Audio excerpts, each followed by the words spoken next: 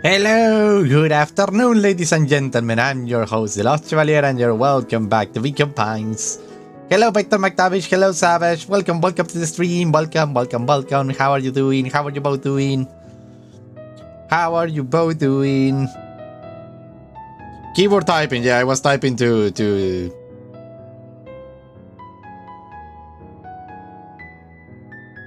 I was typing to... How do you say this? To... chat indirect. There we go. Ace of Clubs, welcome to the stream too. Welcome. Okay, let me just put the thing on my phone so we can see each other. There we go. Put this thing to chat in live. There we go. Welcome everyone. Welcome lurkers. Welcome every single one of you. Hello, Vampire Big. Welcome to the stream! Thank you for coming! Welcome! I'm so glad to see you all. So, you want to suffer a little? All of you want to suffer a little? Just a little bit. Just a little bit.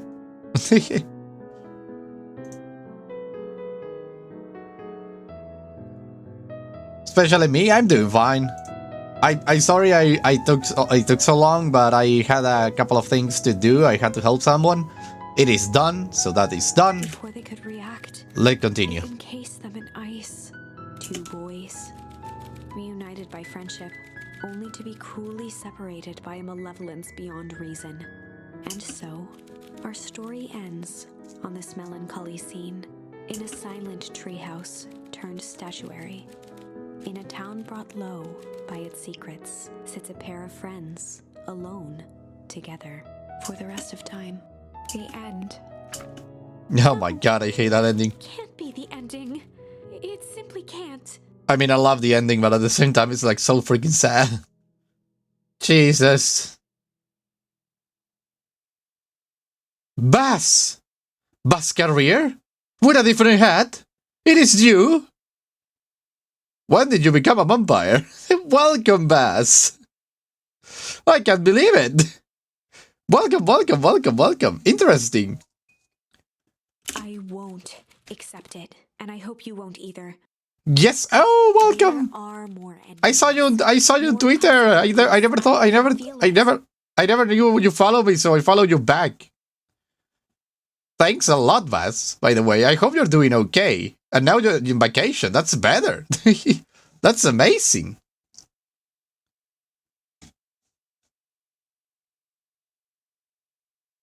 Even when I talk, you have motivation. I see. Welcome, Vas. Okay, let's continue. Going to have to sort through them all until we find the one that fits. Of course. We're gonna try the weather.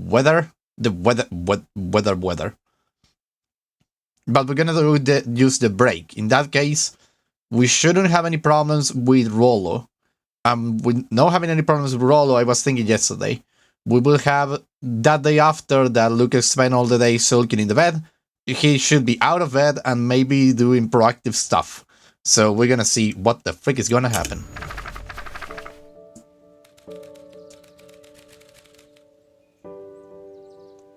The clouds began to break. Luca began to respond, but the sky answered for him as the clouds above began to break, revealing patches of star-filled summer night. Moonlight filtered down, shimmering in the treetops. Amazing. Sure, you can meet Rollo. You're not going home? No, I promise Rollo I'll tell him about... Stopped himself mid-sentence. Promise you to tell him what? Spit it out, Bob. We are thick as thieves now. If there is a juicy secret, you gotta tell me. Okay. You can come to the treehouse and I will teach you both what happened. I will tell you. Heck yeah. Oh yeah!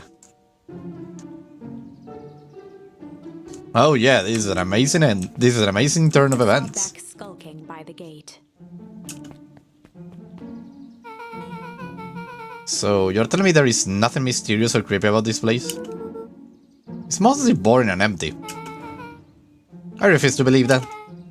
Big spiked gate, looming mansion, rich reclusive owners. It even smells shady. Dick grabbed the wrought iron bars and shook the gate. Mark my words, you decadent nightmare house.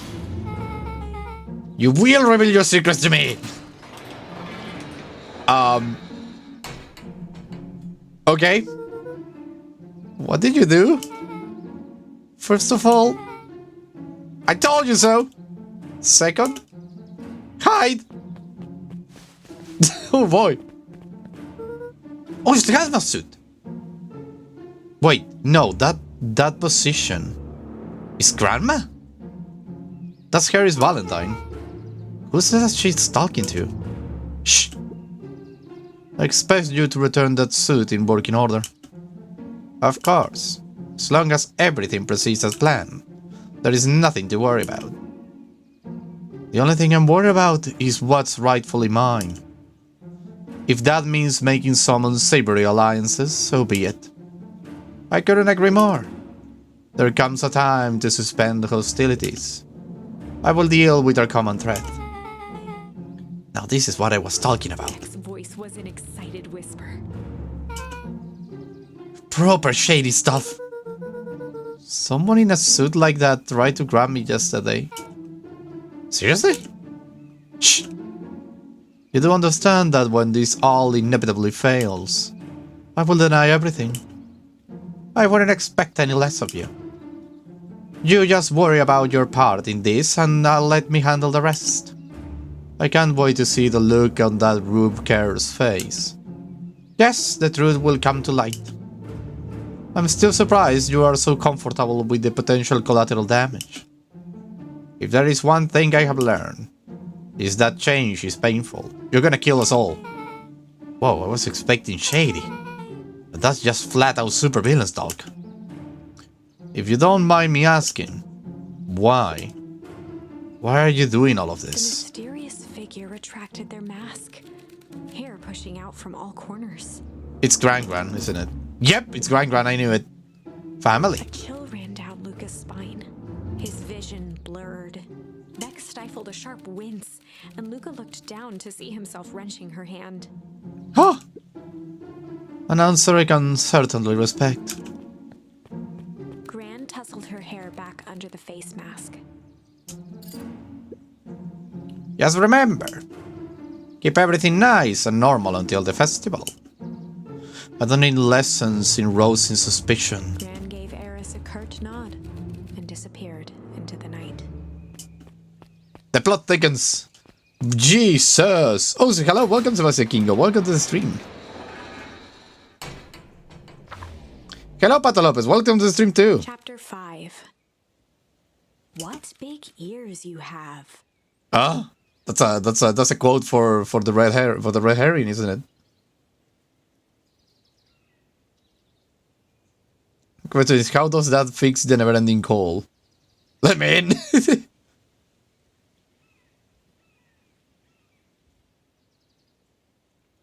Jesus. Lucas sat shivering in the bushes, staring at his feet. After checking to make sure the coast was clear, Beck gave him a gentle tug on his sweater.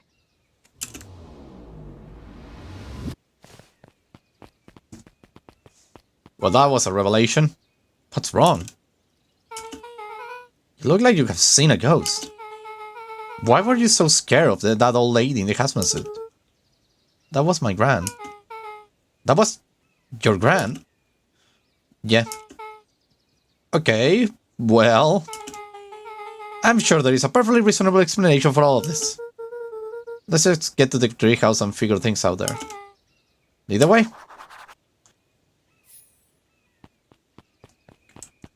Gee, well... can I go into the forest? No, I can't even try to go into the forest. Anything with the beehive? No. So I just need to go into the treehouse. This means that something is going to happen on the way. Ah, the clippers. For the last time, there is nothing to worry about. Of course, we are not worried. Clipboard finished writing with a scratchy flourish and looked up. They are all clones. Just dotting our E's and crossing our T's. Well, maybe try mending your own P's and Q's. Mr. Nuncreed, arms crossed over his paunch, gave an exhausted sigh. If there's anything you need knowing, you will know it. Absolutely. If you will just sign here, acknowledging everything is accurate, we'll be out of your hair in a flash. Oh, for the love of... He snatched the pad and scribbled his name so hard the pen nearly snapped. There. And would you like my eternal soul as well? Clipboards looked at each other for a moment, almost pondering the possibility. Jesus, no. Then broke into laughter as they walked away. Oh, well, they are kind of human. Look at them, how they go. He's going to talk to us. No, but we can. Hi, Mr. Nuncreed. Look, let me give you some advice. The next time someone you don't know asks to hear your thoughts, give them a good hard bop right in the kisser. Oh, you wanted me to just keep away from the clipboards. That's good, that's good. Your gran is a smart lady, Luca. Speaking of which, you better run along home now. Too dark out to be wandering on your own. Okay, Mr. Nuncreed. You're not as evil as I thought. Well, you're actually super evil, but not that much. What are these two doing? Another day, another dollar. See you tomorrow, see. Have you noticed how all the perennial harvest folks order the same drink? Decaf cappuccino with extra foam. Why? I don't know. Just thought it's a little odd. Pretty weird for sure. Well, the customer's always right. See you bright and early tomorrow. I can't wait. What are these two doing here? Everything is so suspicious now. Everyone is full of... And Gus Valentine proudly surveyed the half-covered festival banner. I want to know what the frick the festival banner says. It's all coming together quite nicely. Cool to have done it without you. The mayor gave a half-hearted shrug. I'm not so sure about that. Nonsense! That reminds me, I wasn't able to thank your sister for her contribution. Yes, she has been indisposed of late. She doesn't much like me, does she? Oh no, that's not it at all. She's just been busy. Of course. Regardless, I will be forever grateful if you could pass my thanks on to her. The History Museum adds a real air of import to the whole affair. And we couldn't very well celebrate the history of Beacon Pines without including the Valentines. My father was a great man. You're darn tootin' he was. Locked his arm on Gus's shoulder. But I mean the entire Valentine family. Present company included. And I ask you something, Mr. Kerr. Call me William. Ask away. William, why are you doing all of this? Gosh, I have never felt one needed a compelling reason to throw a party. Not just the festival. All of this. There's gotta be 100 down under lockdowns out there. Why is Perennial Harvest so invested in helping Beacon Pines? You know what I love most about the agriculture business? Seeds. Seeds? Yup, little bundles of potential. With a glimmer in his eye, Kerr gestured grandly toward the horizon.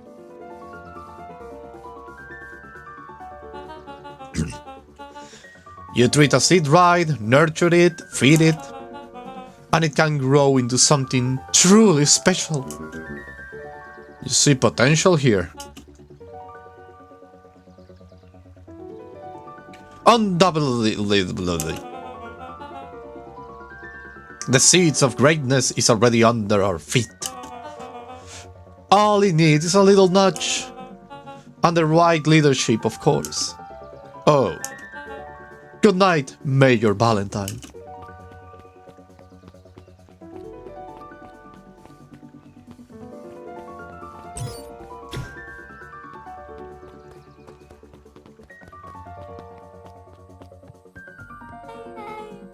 Oh, this is nice. Yeah, the treehouse is just a little further from here. So what's your buddy Rollo like? Rollo? He's... Rollo. Not particularly helpful. Sorry, I have just never talked about it. Lots of energy. He's funny even when he's not trying to be. Things have been tough for his family since the fall harvest. It's about damn time you will tell me what this fall harvest thing is. Sorry for the long pauses, but my throat is killing me. I don't know why. It's like I have them... Just ignoring the obvious eavesdropping. Yeah, of course they are. let the thing get... they have the mindset of let kids be kids. They're just running around in the middle of the night. Probably they should be sleeping. What the hell are they doing here, I will be asking. It's a kinda long story. Hit me with the highlights. Okay. There used to be a fertilizer company here called Valentine's. They were kind of a big deal. Oh, big deal fertilizer. It was a big deal to us. Their stuff really worked, farmers love it. So Valentine's grew and grew. Beacon Pines pretty much grew around it. Most everyone in town either worked for Sharper Valentine or used his fertilizer. Things were good. I'm sensing a big but. Around 6 years ago, Sharper Valentine suddenly died. And something changed. Changed how? Could have been a bad batch. Maybe it was in the water, or air, or soil. Nobody knows. But all the crops die. And everyone blamed the Valentines. The fall harvest. Yeah. Valentine's fertilizer went out of business. Half the town lost their jobs. Sheesh. The next year the crops came back, but something was different. You plant a crop, do everything right, and it's sort of a crapshoot at what happens. And no one knows why. Nope. I take it, Rollo Farms got the short end of the stick. Yep, for some reason their farm was hit harder than others. That sucks. Things have gotten better since Experimental Harvest came to town. The Beacon Pines Reborn initiative. Yup, first thing they did was give the town a deep scrub. They even put us up in hotels, one town over for a week, while they decontaminated the groundwater. We'd better get going. I don't trust this. Rollo! Look who I found! It's about time! I was going to give up and go home. Who's the little kid? Name's Beck, you must be Rollo. I see my reputation precedes me. Oh my god, it's Fernando Moraga, welcome! Welcome. Long time no see, Fernando. I hope everything is okay.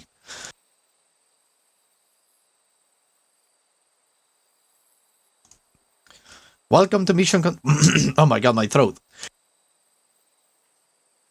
I need some honey, damn. Bring your Beelzebub for a change. Oh my god.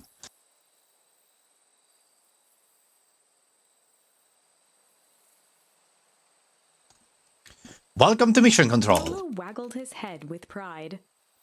You will find we have a spare no expense in construction. I have seen worse looking piles of junk. Thanks! Hey, look at, you know the security concerns we talked about? Yeah? While I was waiting, I made some improvements. Let me lock this baby down for a little test infiltration. Can't be too safe these days.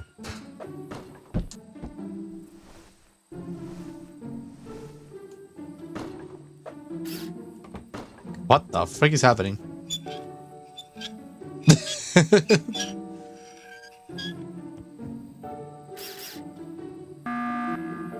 What the frick? What is that? He goes all out, doesn't he? Always. Lavish. Got it.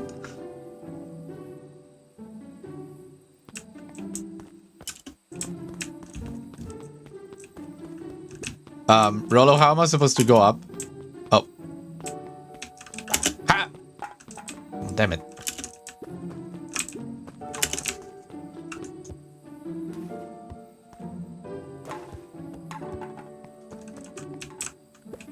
I need it again. From the top rope? No. God damn it. It must be from this. Yeah! What the? Rollo, what the freak have you done with the treehouse? Take that. And the stair can... Now it moves? Of course it moves. Of course it moves. Because why the freak not? Ha!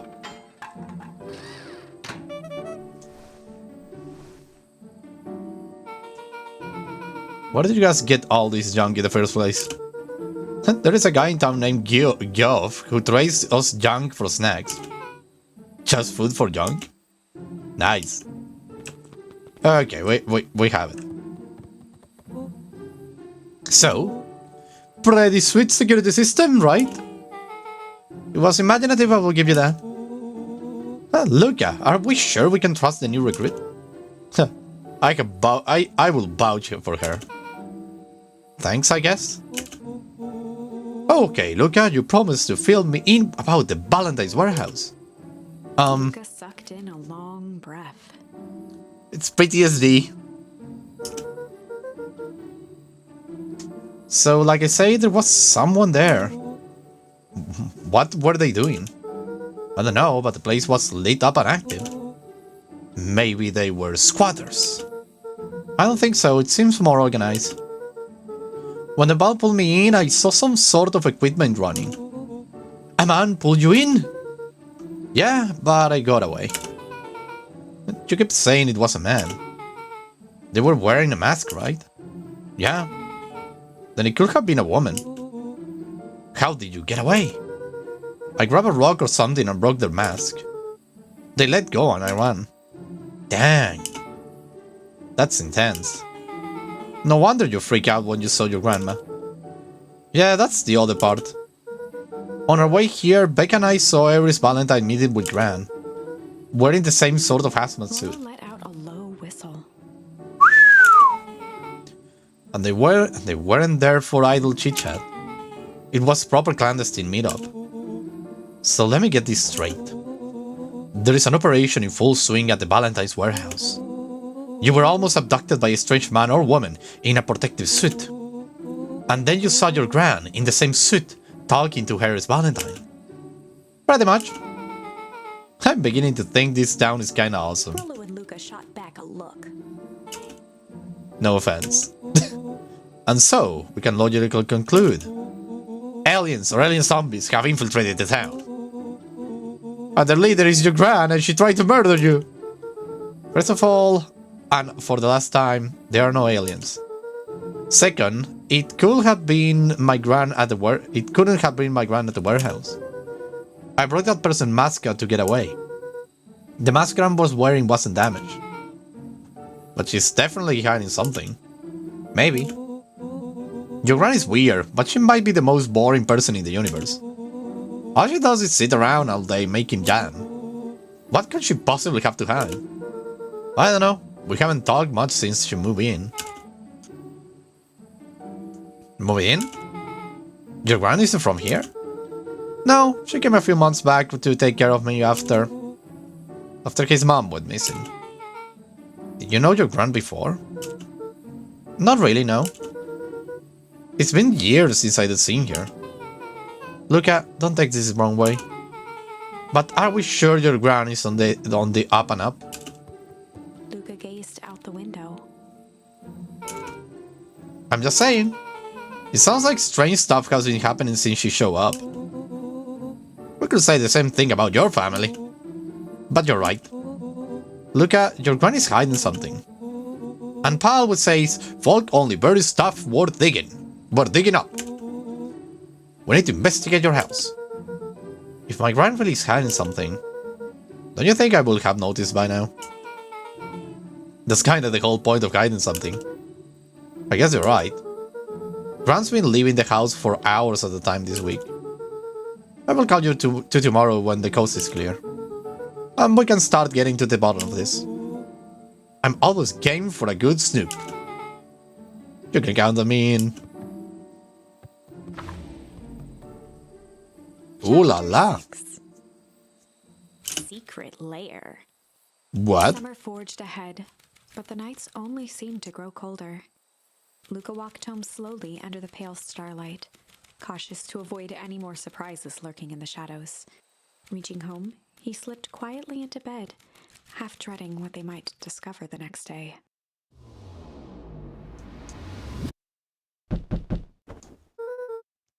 Oh, look at it! He's in a pajama!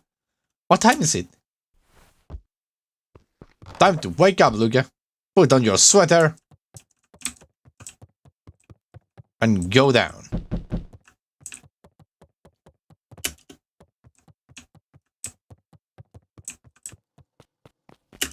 Ah! Here they are. He's dressed as Sherlock Holmes. Rollo, what on earth is that? That ridiculous thing on your head. Oh, this? It helps me think. You're gonna need a lot more of those. Joke all you want. We'll see who's laughing when I crack this case wide open. The coast is clear? Yep, whatever she's been up to this week, it's been keeping her busy most of the time. Very well. The game is afoot. Luca and Beck rolled their eyes as Rollo strutted across the room. Oh boy. If I were Gran, where would I hide my deepest, darkest secret? Perhaps where you might least suspect it. Rollo flung open the cabinet with confidence. He coughed as a veil of dust hit his face. I think it's safe to assume anything that dusty isn't what we're looking for. Or maybe that's what she wants you to think. Then again, any good detective knows not to trust their first hunch. Rollo, what are you doing? First hunches are for suckers. Rollo, please. Please, Rollo. Eureka! She's lit a fire in order to burn the evidence. She keeps that fire going every day, Rollo. Drat! It may already be too late. Just think of the mounds of documents lost to ash! Okay. I'm gonna stop you right there. Can we just think for a moment? Look, is there anywhere Grant doesn't want you to go? Yeah. The closet upstairs.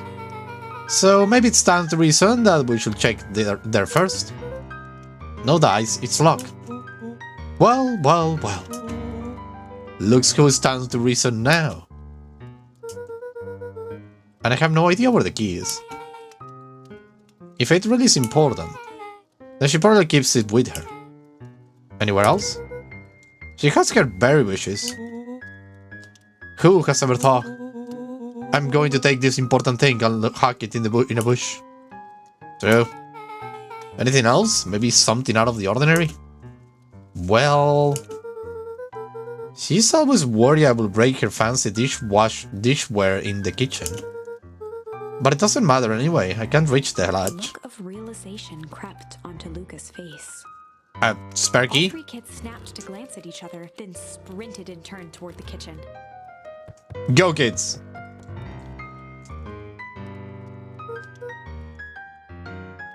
Alright, Rollo. This is your time to shine. Ah, yes! You have called upon my expert detective skills. Now you need to carry me over. And now I shall proceed with... Before he could finish, Luca scrambled up Rollo's back.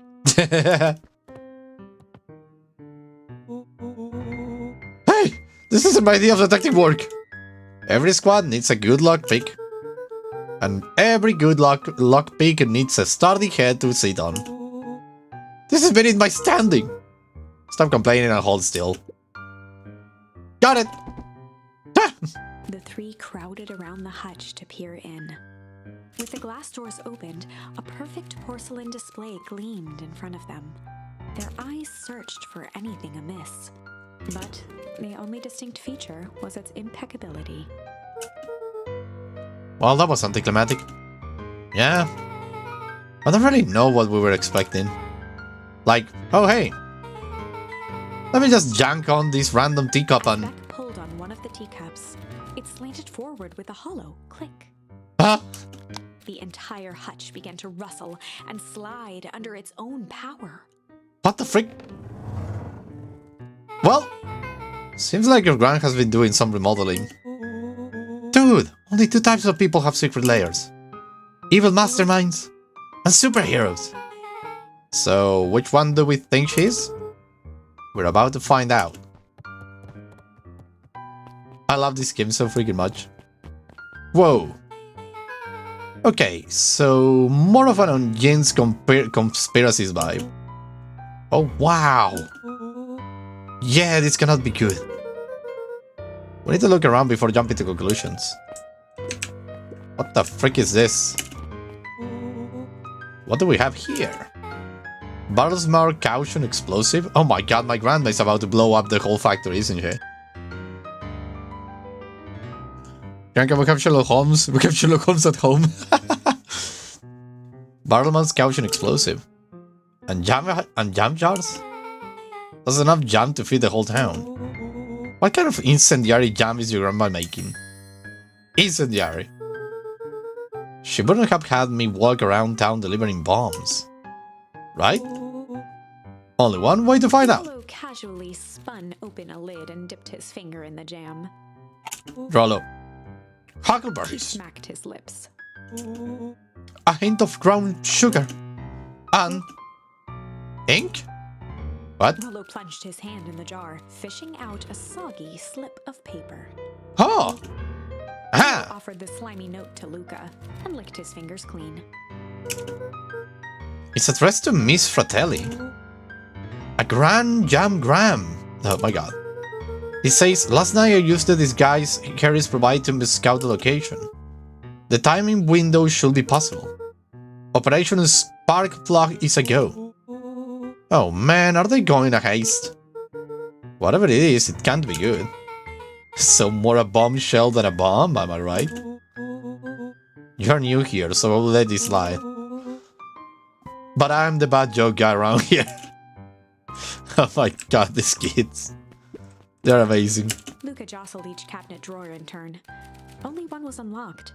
Ah. He through the filing cabinet, pausing at a bulging folder labeled Walter. For a long moment, he just stared at it. What did you got there? It's my dad.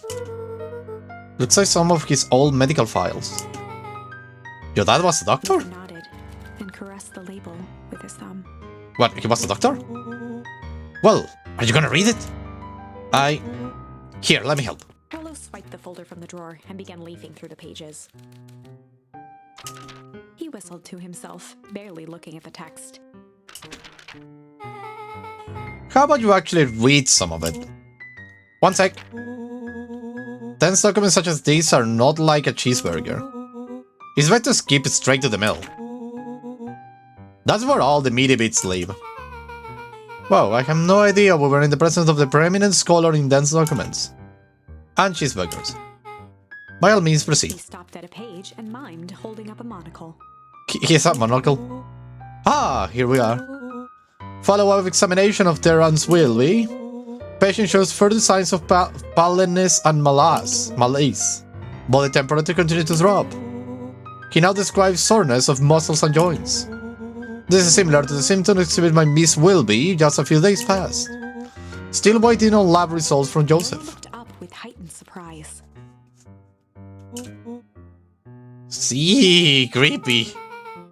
Yeah, that's kind of disturbing. Who's Joseph? That's Mr. Noncrit's name. Rollo's Wait. finger traced across the page. There's more scribbles in the margins. Could it be contagious? Mr. Wilby claims that the tap water in his home has been contaminated. Perhaps environmental. Lab results only raise more questions. It's like he came back to this report later and made those notes. So it might be related to something else. Scanned through several more pages. Here, the writing looks shaky. I just couldn't help her. The disease, or whatever it is, progressed so fast. And with his wife passing, Terrance's condition follows close behind. Exacerbated by the loss. Enough is enough. I need to take matters into my own hands. Luca, staring blankly at the cabinet this whole time, spoke softly. There's something to do with the Valentines. What does it say He next? rustled the folder, trying to loose more pages. That's where it ends. What? There has to be more. Frantically shoved the remaining cabinet folders, trying to find another labeled Walter. Look, I think that's the only one. It's alphabetical, see? What did he mean? Enough is enough? How did he take matters into his own hands? This is bullshit. Luca slammed the drawer shut. A spider web of string connected photos of Jesus. from the town, interspersed with hastily scrawled notes. Well, she sure has kept herself busy. Is your grand a serial killer? Cause I'm starting to get a vibe. Don't be ridiculous. Sure, she's just tracking the movements of everyone in town. Out of the kindness of her heart. She puts little symbols by some of them. Yeah, Mr. Noncrit has a checkmark. The clipboards are all inside a big circle. My mom's are both on here. But with question marks. Cause Valentine has a question mark. Harris has a question mark that's being crossed out. Well, probably who is into it. Probably who is into the thing, who knows something. They have the thing. Okay, back to McTavish, see you later, peace! Maybe the clipboards, yeah, they're all into it together, and those with the question mark are like, who is part of this? Mr. Kerr has a bullseye. The killer has chosen her next victim! We don't know what any of this means. Whatever it means is probably not good. Anything else I can, like, for example, this thing, what is it? Of course! Look at this thing! How long can I do this?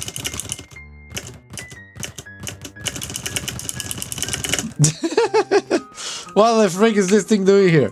Okay, what the hell is this? They crowded around a worn-down old map of Beacon Pines. Cool! This looks like a treasure map! Not every old map is a treasure map, Rollo. Yeah, but every treasure map is an old map. Can't follow that logic. Look, there is even a pathway down on it. It starts at the entrance to town. And if we follow He it, carefully traced the path with his finger. it leads right to... He jabbed down at the end point. Town Square?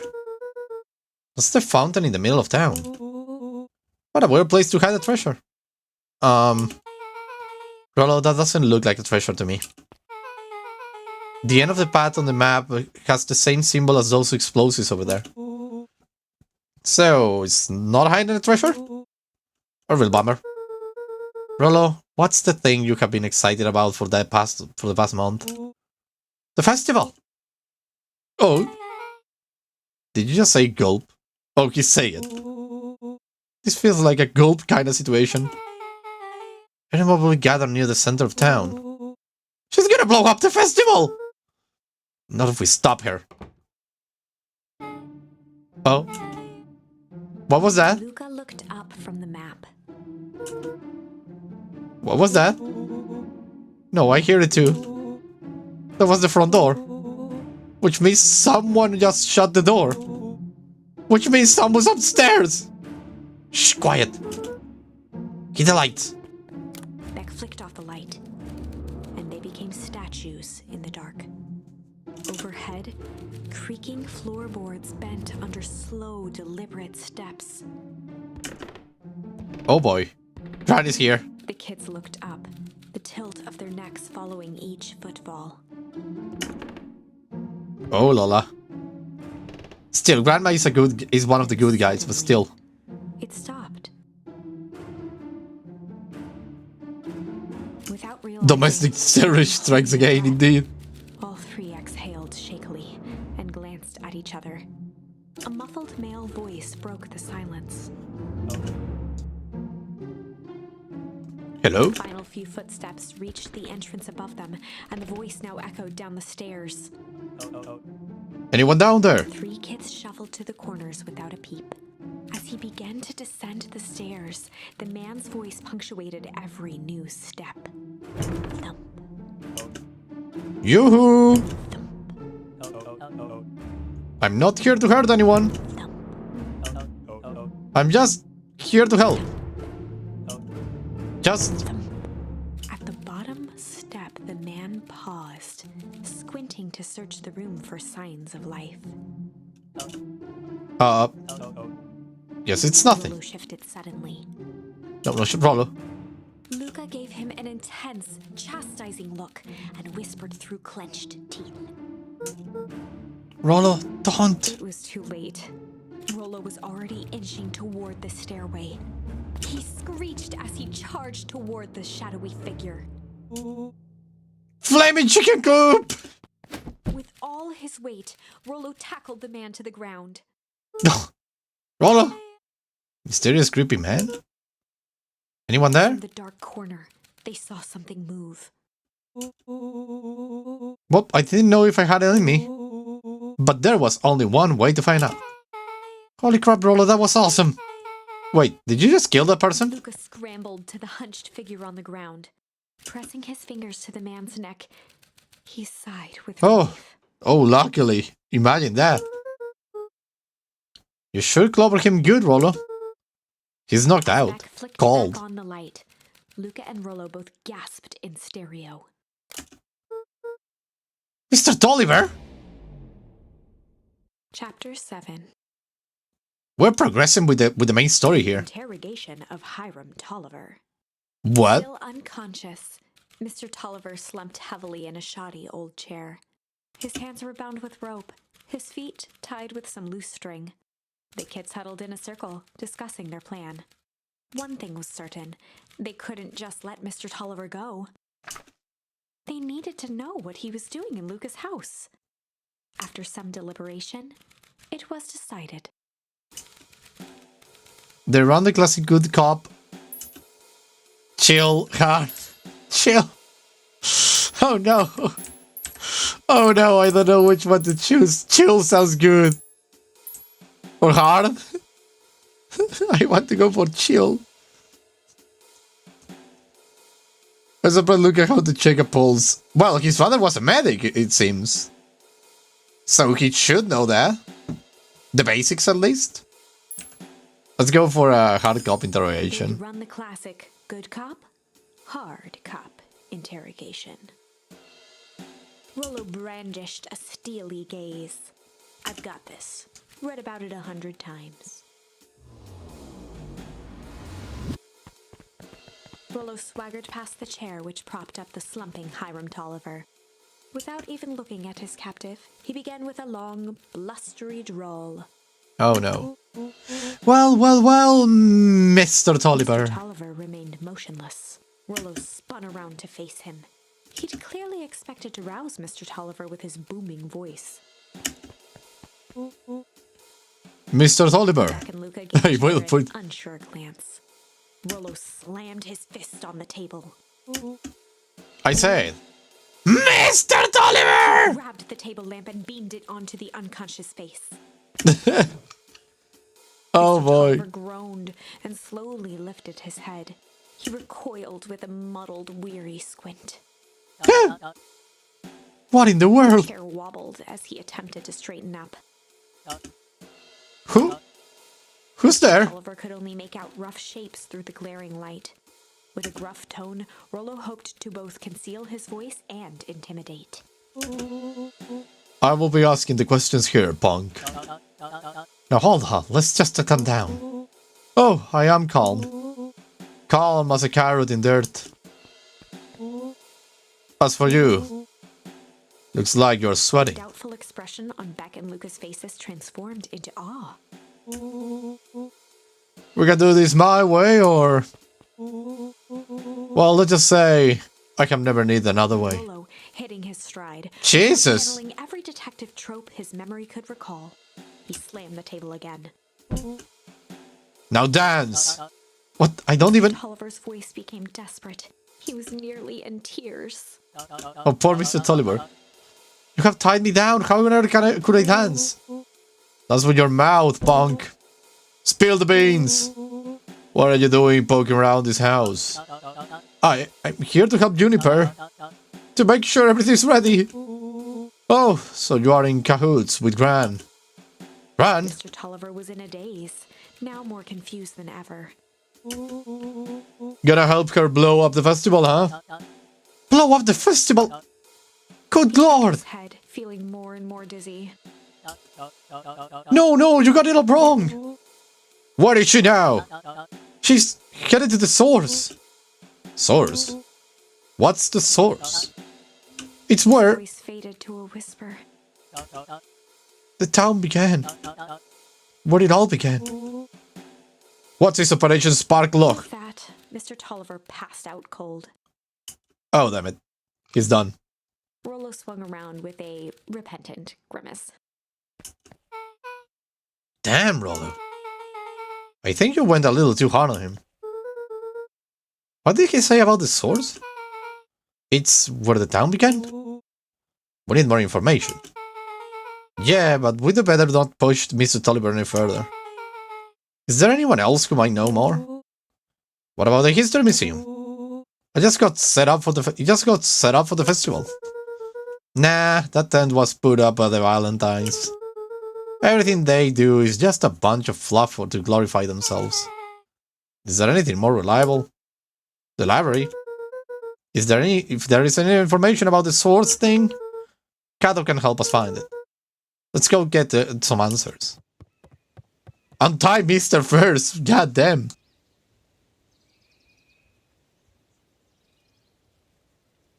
Oh, welcome, Bones!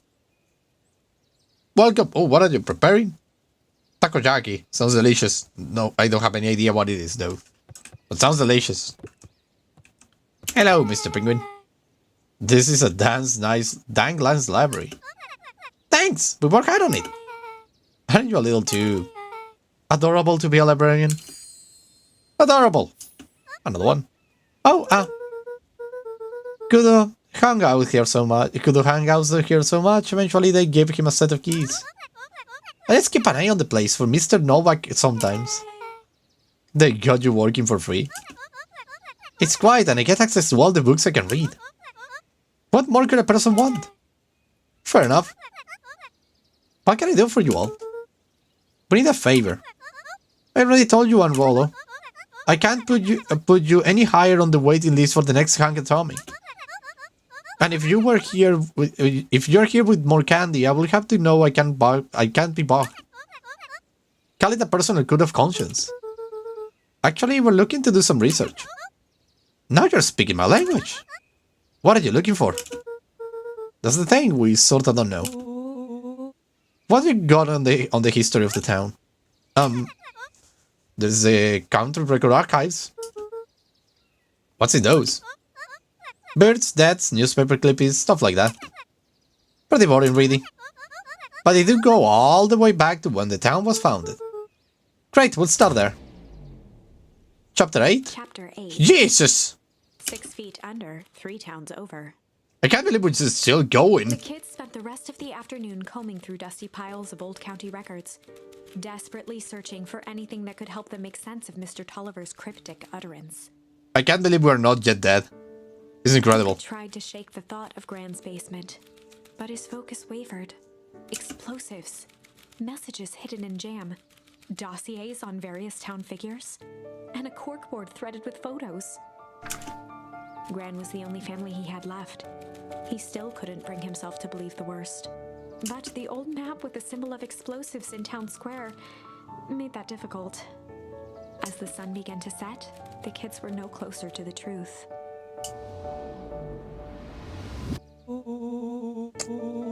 If I had to read any more records, my eyeballs are gonna pop. We have to keep digging. If I dig another word, I'm gonna end up in one of those Assassinated and Dead court records. Rollo Cotter lived a full and wonderful life, till he read so much boring crud that his brain oozed out of his ears. Rollo shut his book with an assertive nod. If you got a better idea, spit it out. You sound like my sister. Keep pushing your luck, pal. And it won't be boring county records that kill you. I will put you in the obituaries myself. Rollo muttered under his breath. You're a county record? Really? That's the best you got? When I'm done with you, you will be the footnote in history. Just like... Slammed her finger down on the open page before glancing down to read. Joe Hartford here. I'd love to see you try. Hey. We're all a little tired here. Let's just take a minute and... Something tickled the back of Luca's mind. Wait, what was that name back? It's in the Obit? Joe Hartford. From the Brooklyn Tribune 8 years ago. That can't be right. What is it? J. Hartford. That's my grand's name, Juniper Hartford. Wait, what? Maybe there were 2 J. Hartfords? Miss Hartford is survived by her young daughter, A. Hartford. My mom's name is Eleanor. Okay, this is getting creepy. If your grand is 6 feet under, 3 towns over, then who am I living with? The question hung in the air. What the frick is happening? Maybe it's my mother who was covered in the green ooze, and she became old. That must be it. That must be it. Alright, gang, I got a close-up for the night. Beck rubbed her eyes. How late is it? Almost 10. Oh crap, Pie's gonna kill me. I gotta go. Yeah, my parents will be worried sick. Okay, let's meet up as early as we can at the festival tomorrow. What are we gonna do about the unconscious man in your basement? I will think of something. Jesus. Lucas' heart was pounding as he approached the house. If he was lucky, Gran, or whoever it was, hadn't gotten back yet. And of course, there was Mr. Tolliver tied up and unconscious in the basement. Dealing with him would be the first order of business. Luca shook out his arms to calm his nerves before entering.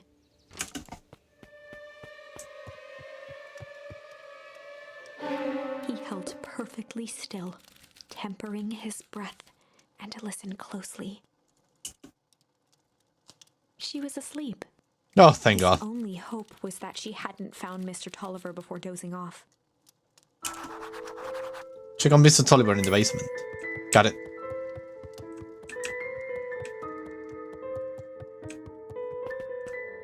Oh boy, he's not here. Oh no. Mr. Tolliver was nowhere to be seen. Maybe he woke up, escaped from his bindings, and left without a trace? Maybe Gran knew everything. What do I do? Luca's hungry stomach groaned. Not realizing it, he'd gone the entire day without eating. Okay, I can figure this out. Just need a little brain food. Luca rushed over to the pile of jam jars, unscrewed one, and shoveled a handful into his mouth. I'm afraid your jam delivery will be He delayed. lifted the lid to read the label. Mr. Non-Creed? Oh, now I can think. Okay, no.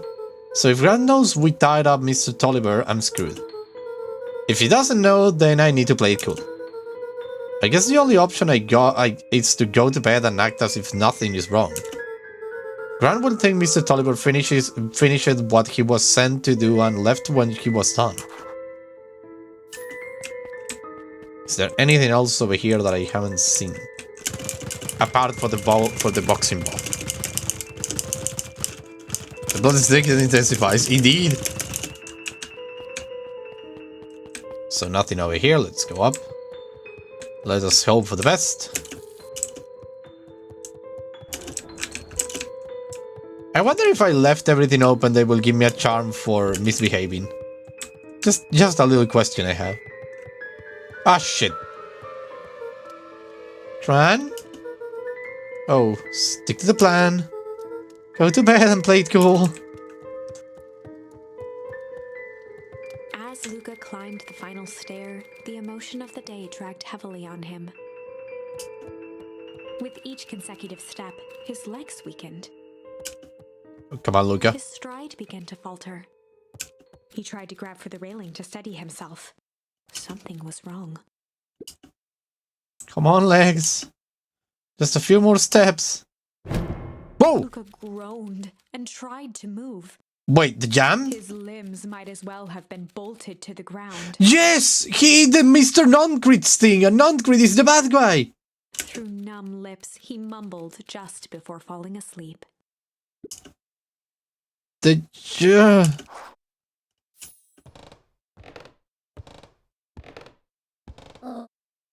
Sweet boy. What did you get yourself into?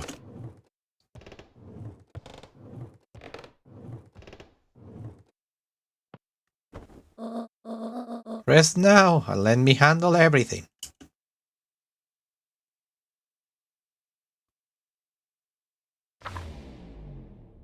Chapter 9. Chapter 9. Jesus. A speech to end all speeches. That's a World War I reference. Luca awoke to find himself face down in bed. He moaned into his pillow. Why would Gran drug him? She didn't drug you. Or rather, why was she trying to drug Mr. Nuncreed? Because he's evil. He basically killed you twice. Shaking the questions from his woozy head, Luca snapped back to the matter at hand. The festival! Yep, everyone is going to die in... Everyone is going to die soon. This is terrible.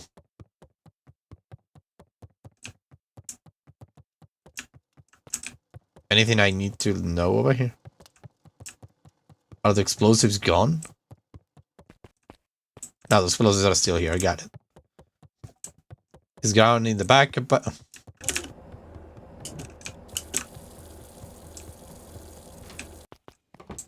no, it's not here. I feel like I shouldn't. God damn it.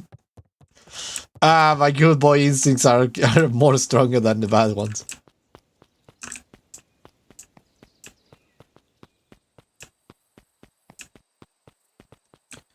Dad, let me tell you, everything is terrible. Gran might be my mom, and probably we're all going to die in just a couple of minutes. Say way, welcome to the stream. Welcome, welcome. Here they are. Where have you been? Gran put something in the jam. Yeah, we know, secret message for secret conspirators. Not this one, the one intended for Mr. Noncreed. Put me to sleep. Whoa, ho, ho, ho. Sly devil. Sly. I think she's trying to remove him from the equation. He might be in danger. Have you found anything? We look around, just haven't seen anything odd. Your gran is nowhere to be found. But Mr. Noncreed is just loafing around waiting for the speech. What speech? Major Gus just got up to the podium. Anyone is gathering at the stage, we're all going to die. Let's get moving. We're all going to die. Oh no, we're all going to die.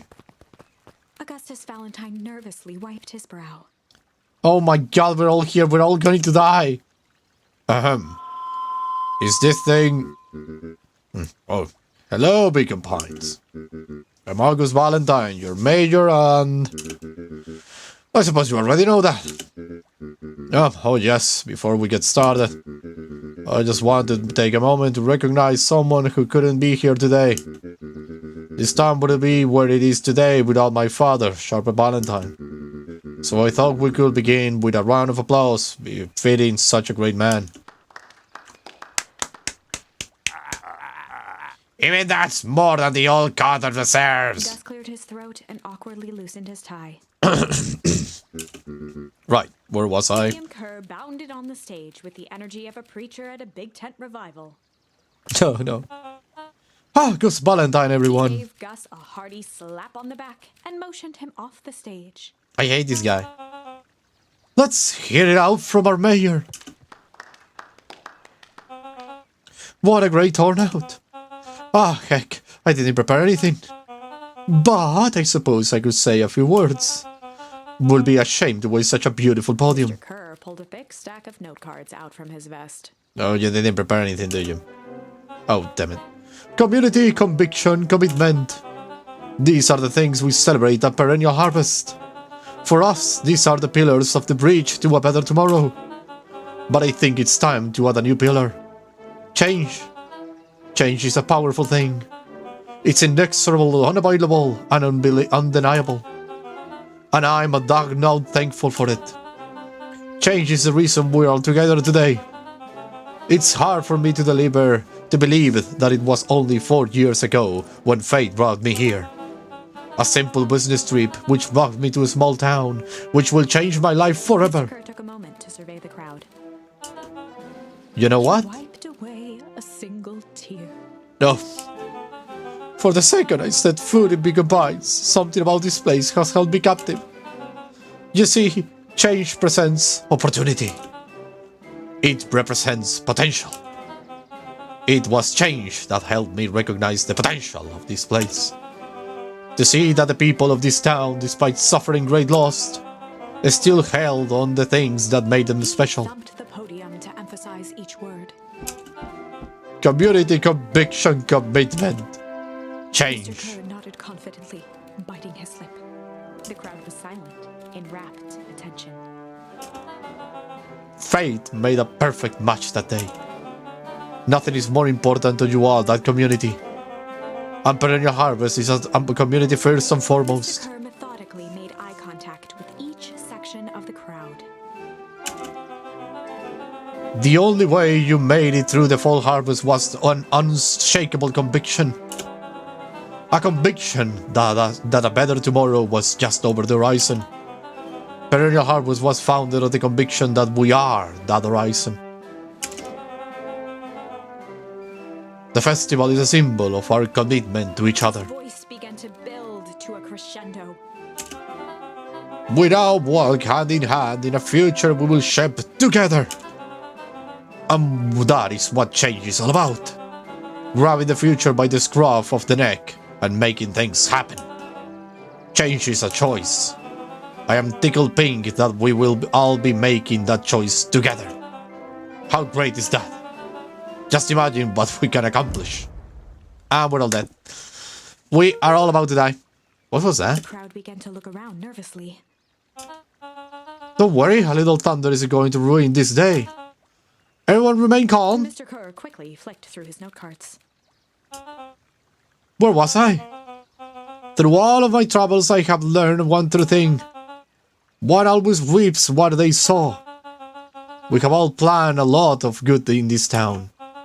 And so, it is with a happy heart that I can proclaim... He raised his hands up to the heavens. Our harvest awaits!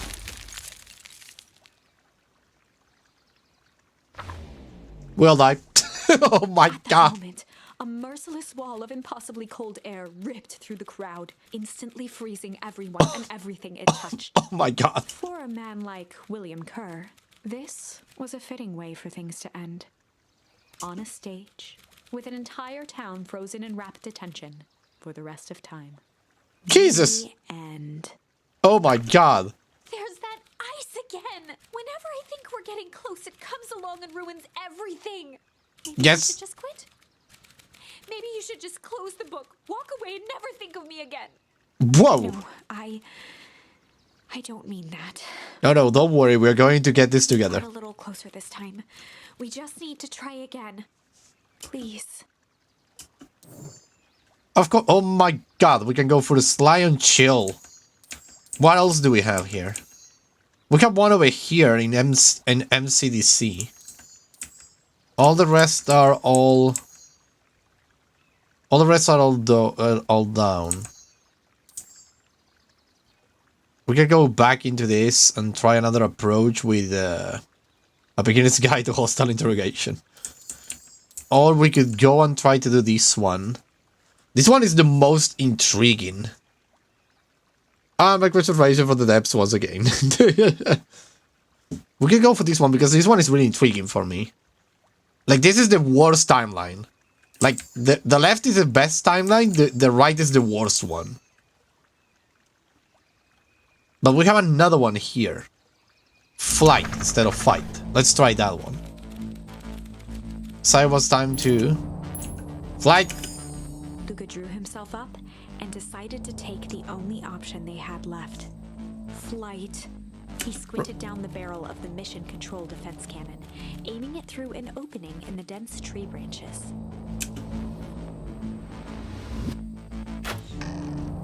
He looked up with surprise as it struck true and taut. Huh. Oh, I can't believe that worked. Hey, Mr. Kerr. We'd love to hear your thoughts. But I'm afraid we have places to be. Come on, Iggy. See ya, jerks. Huh.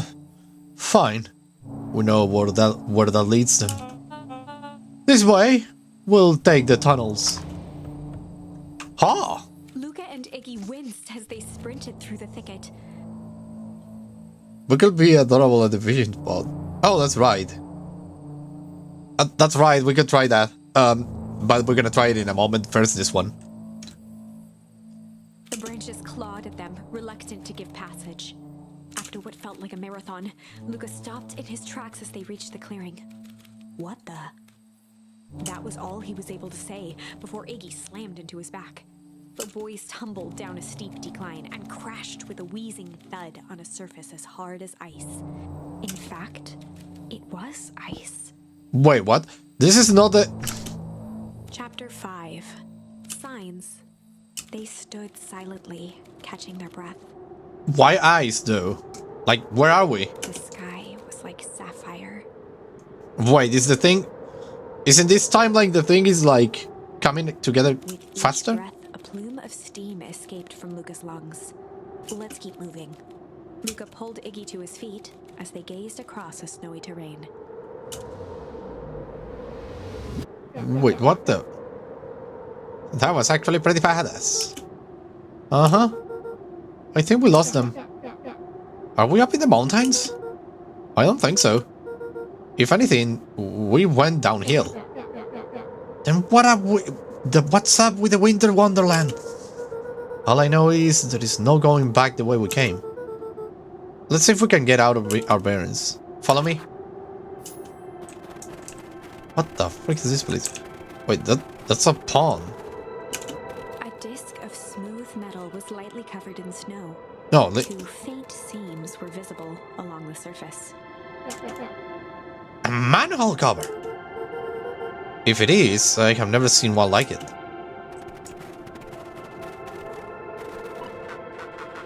Luca, are you there? I had almost forgotten the walkie-talkie he was carrying. Is that Buzz who care?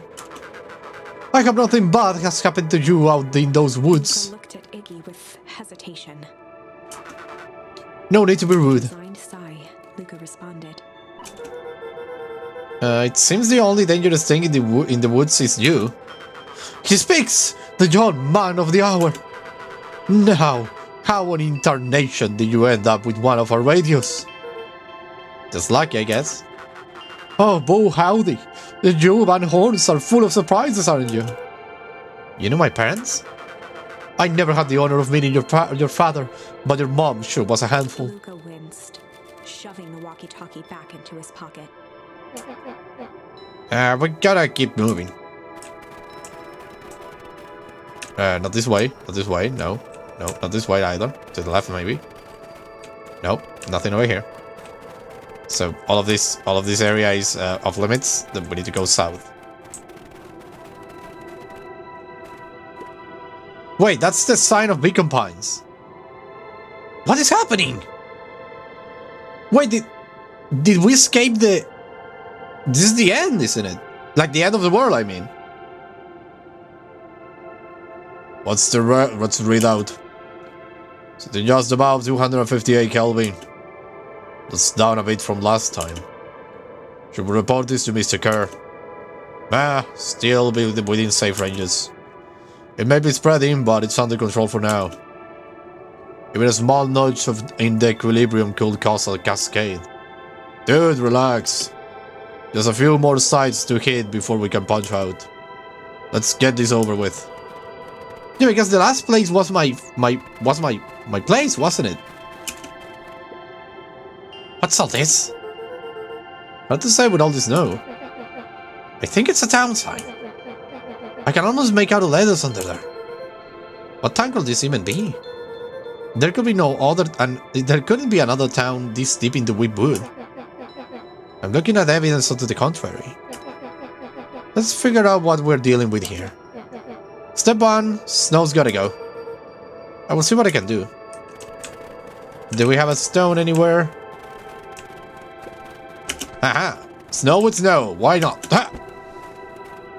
Yep, it's Beacon Pines. The boys stared in disbelief at the sign that now clearly read, "Welcome to Beacon Pines." This doesn't make any sense. We're in Beacon Pines? How's that possible? We ran away from town. How did we get back here? I guess we got turned around. Where did all this snow came from? Well, it's been colder than normal lately. There's a pretty big difference between sweater weather and this Arctic landscape, hellscape. The puddle we fought at before. It was cold too. Maybe all of it leads to one source. You think it's related? What the hell is going on? We're gonna get you some answers. Let's keep moving.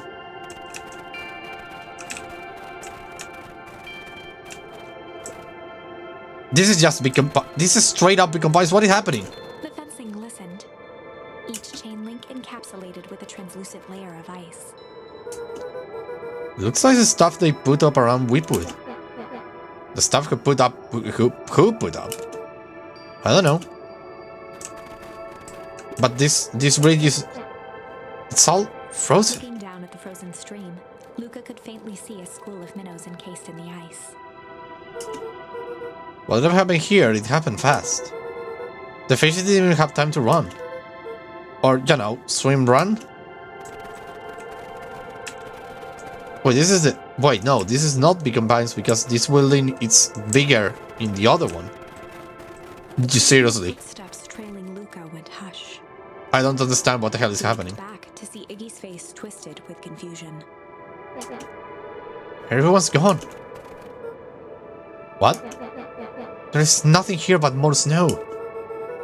There must be an explanation to for all this. We have to keep looking. You can look all you want. I quit. Iggy, we have to keep going. You don't get it, do you? This isn't one of your pathetic Hankatomic stories. We aren't going to save the day. We aren't even gonna save ourselves. My face is mangled. The town is destroyed. And everyone we have ever known is gone. You don't know that. You can't just quit. Do whatever you want. I'm done. Iggy, it's gonna be okay. Luca peered upward at the darkening sky. He let out a long, foggy breath. Faintly, Iggy began to cry. Oh, Iggy. Seeing Iggy in such a pathetic state gave Luca a sense of compassion, and more than a little guilt. It is getting pretty late, I think. Probably not a great idea to stumble around in the dark anyway. Luca allowed himself to collapse next to Iggy. Let's just rest for a bit. Huddled together for warmth and comfort. Oh, this is so sad. Ice fish.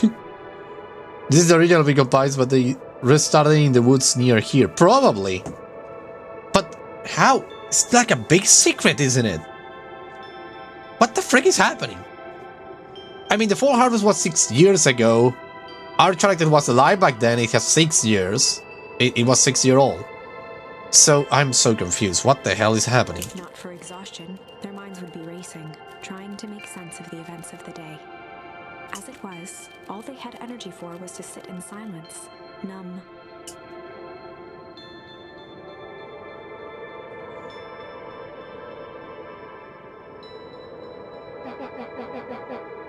The way the snow covers everything over. It's kinda calming. Yeah. I haven't had time to say it, but thanks. Huh? For getting us away from those creeps. I sorta froze up back there. Iggy, I should be the one apologizing. This all happened because I lost my temper. Nah, that's bullhockery. First of all, you didn't know what that gunk will do. You didn't write. Of course not. And second, stop with this balloon about losing your temper. But I did lose my temper. He motioned sarcastically to his half-deformed face. Obviously. But that's exactly what you should have done. Huh? I was being a horse ass. You were supposed to be a horse ass in response. That's how it works. Iggy, I'm having a hard time following. You want me to fight you? Of course! Jeez, you goody types take forever to understand this very basic point. Why would you go around saying cruel things, trying to get into fights? He shrugged. It's something I to do.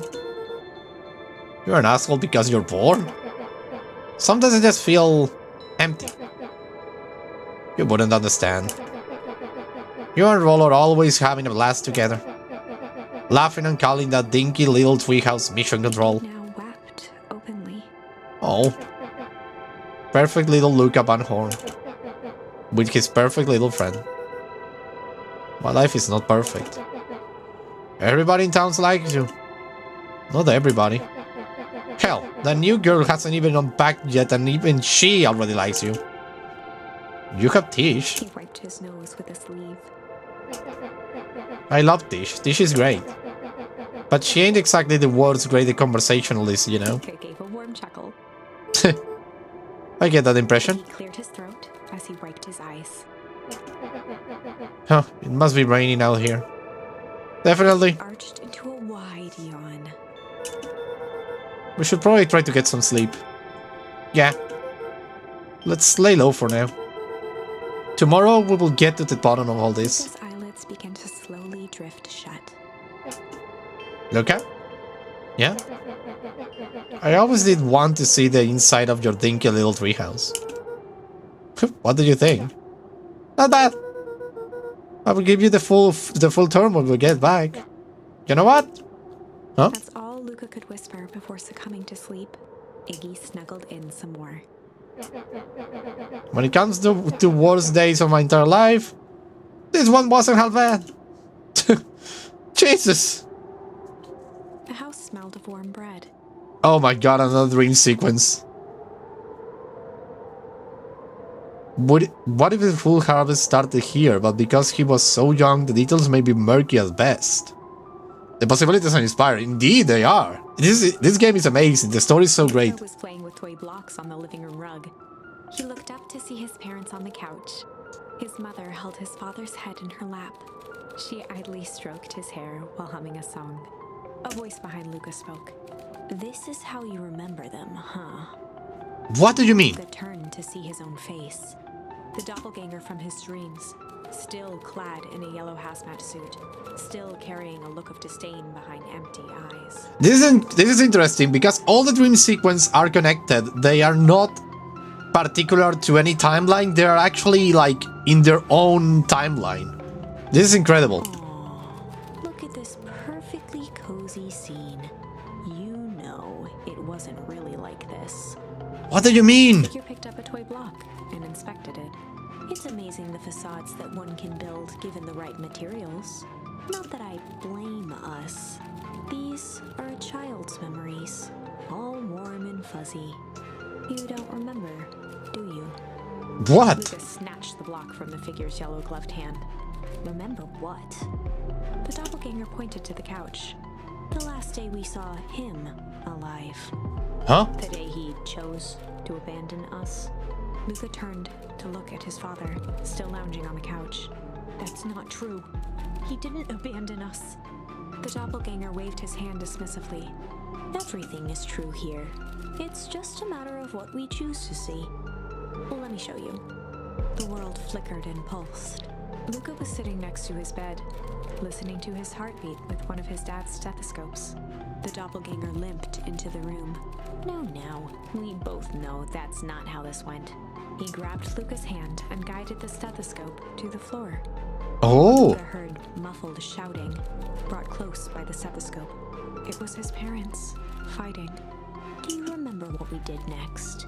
Luca gave a slow nod and crept down the hall to peek through the banister. He could see the outline of his mother at the bottom of the stairs. Damn it, Walt. We can't afford to get involved in this. She was scared. His father stepped forward. What am I supposed to do? Just watch?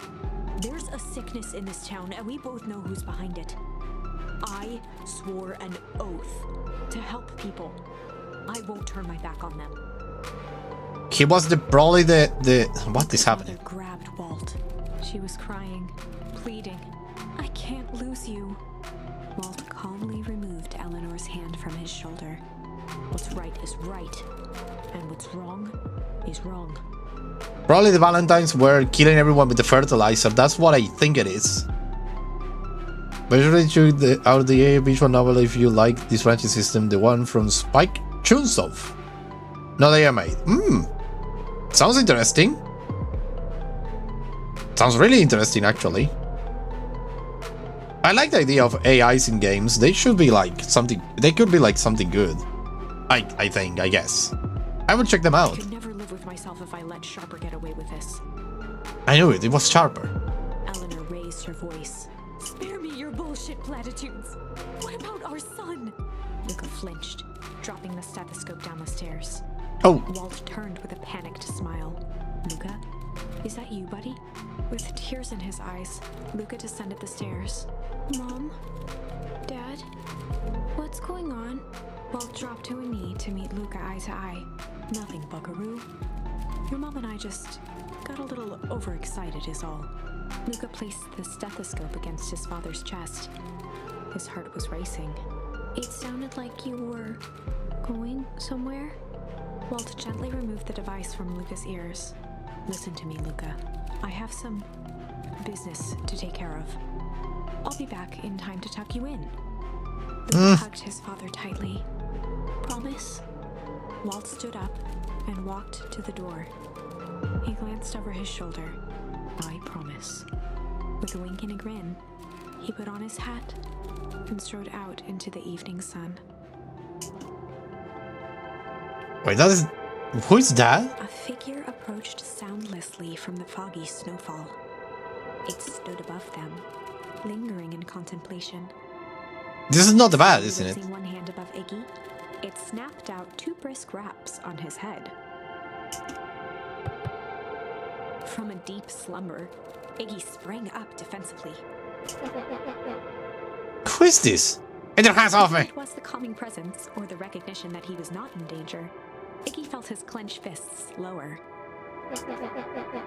Just what do you think you're doing? Luca looked up, gradually remembering his whereabouts. The figure exhaled a cloud of warm vapor. You two certainly have caused a lot of commotion. What's that supposed to mean? Take it easy, Iggy. We were asleep minding our own business. You are the one running around knocking on people's head. I'm sorry if I heard you, Iggy. You didn't hurt nobody. Anybody? No? Oh, I see. You think you're better than me, you? When it came to complete strangers, Iggy had trouble cobbling together an insult. You big-headed, scarfy neck, furball. Okay, let's lower the temperature a bit here. Interesting choice of words. I mean, let's just calm down. Who are you? A friend. An observer. A hitchhiker of the infinite expanse of possibility. What the frick is happening right now? Everything is getting too... Great. How about a name? If you just call me something, you can call me Nat. He huffed with gratification. How about you make lick like a gnat and buzz off? Very well. Nat began to turn away indifferently. Wait! Did you leave here? You might say that. So you know where we are? You might also say that. Look, pal, we just want to find a safe way out of here. You gotta help us or not. Before knowing how to leave, one must know where they are. Alright, that does it. Look, I don't think about you. But I'm getting out of here, one way or another. He turned sharply and began to stomp off. Enough with the riddles. Iggy, wait up. Realizing he'd worn their patience then, Nat relented. Very well, I suppose this isn't the time for metaphors. I will show you how to get back home. And Iggy turned around with hope in their eyes. Come here. Nat took a deep breath in. Close your eyes. Nat exhaled slowly, then snapped his fingers. Okay, open them. For a brief moment, Luca and Iggy let themselves believe that some great magic was about to unfold, until they opened their eyes and found themselves in the exact same place. Huh? Cold and disheartened. What the hell? This is your home. This is Beacon Pines. What the frick? Look, now we don't know how we got here. Maybe we stumbled through some time travel gate in Weebwood? Or we teleported to some alternative universe? Or this is all just some cruel experiment by Karen and his goons. But this is not our home. You're inching close into the truth. Alas, the reality is much less fanciful. Just give it to us straight. So be it. As I said, this is Beacon Pines. The original, true Beacon Pines. Well, shit.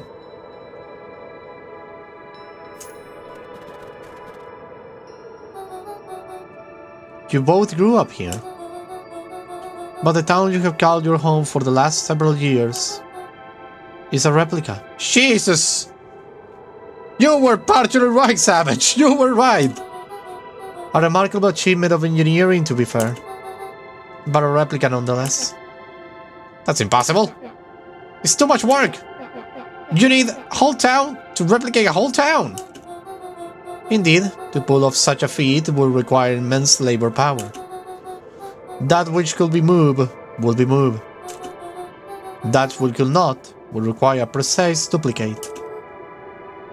We will have noticed. Someone will have noticed. You'd think so, unless the auditioning was impeccable. The auditing was impeccable. A mind-numbing attention to detail. As for the innumerable trivialities which complete the tapestry, well, you can leave that to this miraculous thing we call a brain. It has a real aversion to discontinuity, a revulsion even. The brain has a wonderful way of smoothing out the rough edges, keeping us sane. What happened to my narrator? Look at Nikki look around uncomfortably. So you're saying that someone made an entire new town and moved us all and no one noticed? Precisely. But why?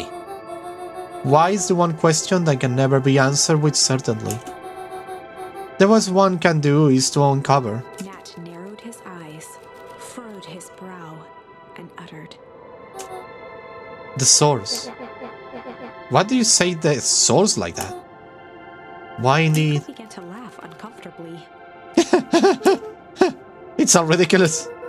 There is no way they could. Down at his feet, his eyes started back and forth in contemplation.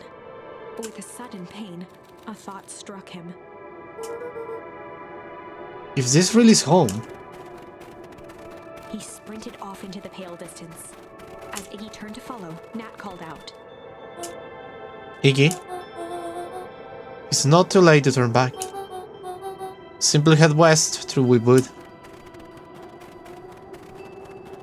Who is this? Who is this raccoon? Chapter 6. Beans, hello.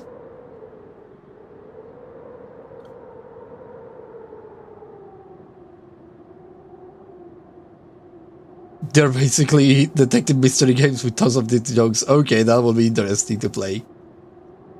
The source. The source? Now? Oh my god. I'm so glad that I went this route. Holy shit. Expressed his sympathy with a shrug and sauntered off as unassumingly as he'd arrived. He'd given Luca and Iggy what they needed, and nothing more.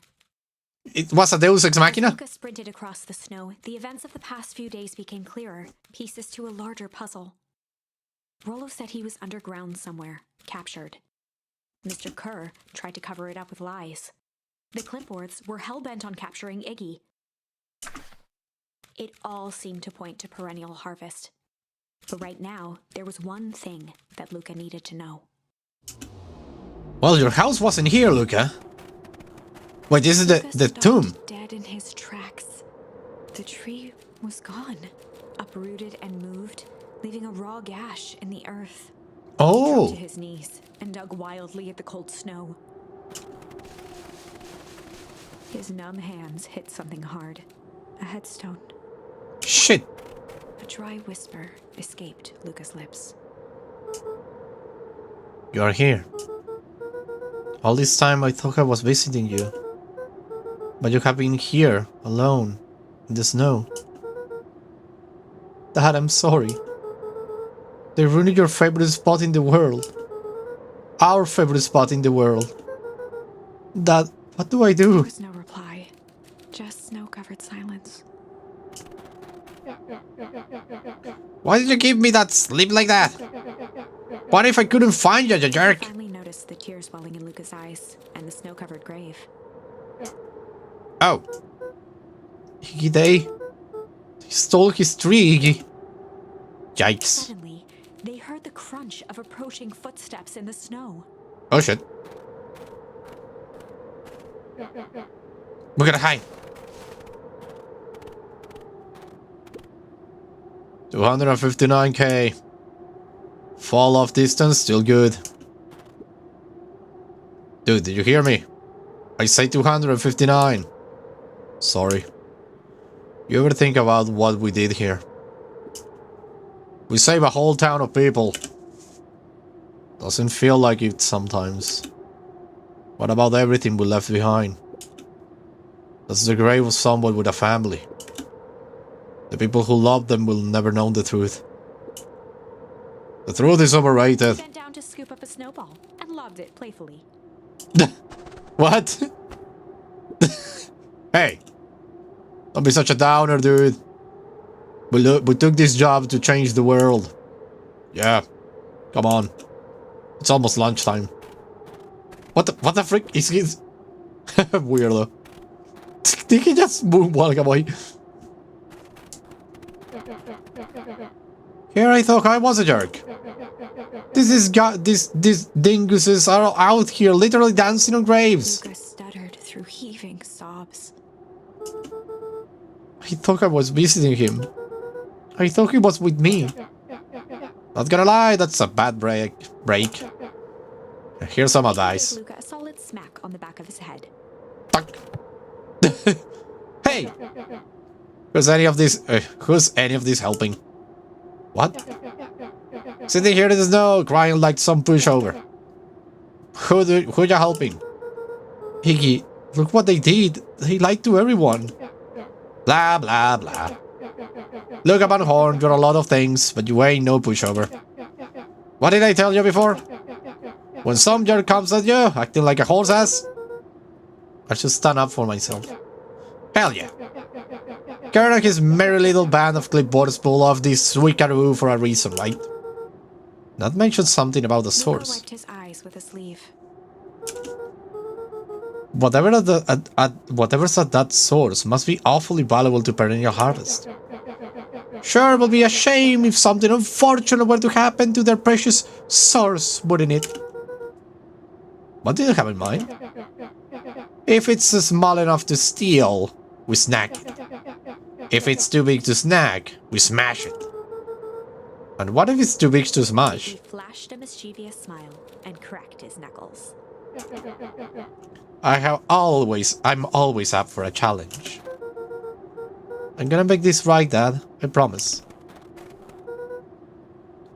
Let's do this. Look at the source. What the f... Our home is just gone. Just completely gone. It can get awful cold out there in those woods, Luca. Probably best you to stay put and conserve your energy. Help's on the way. Where is Rollo? Where is my mom?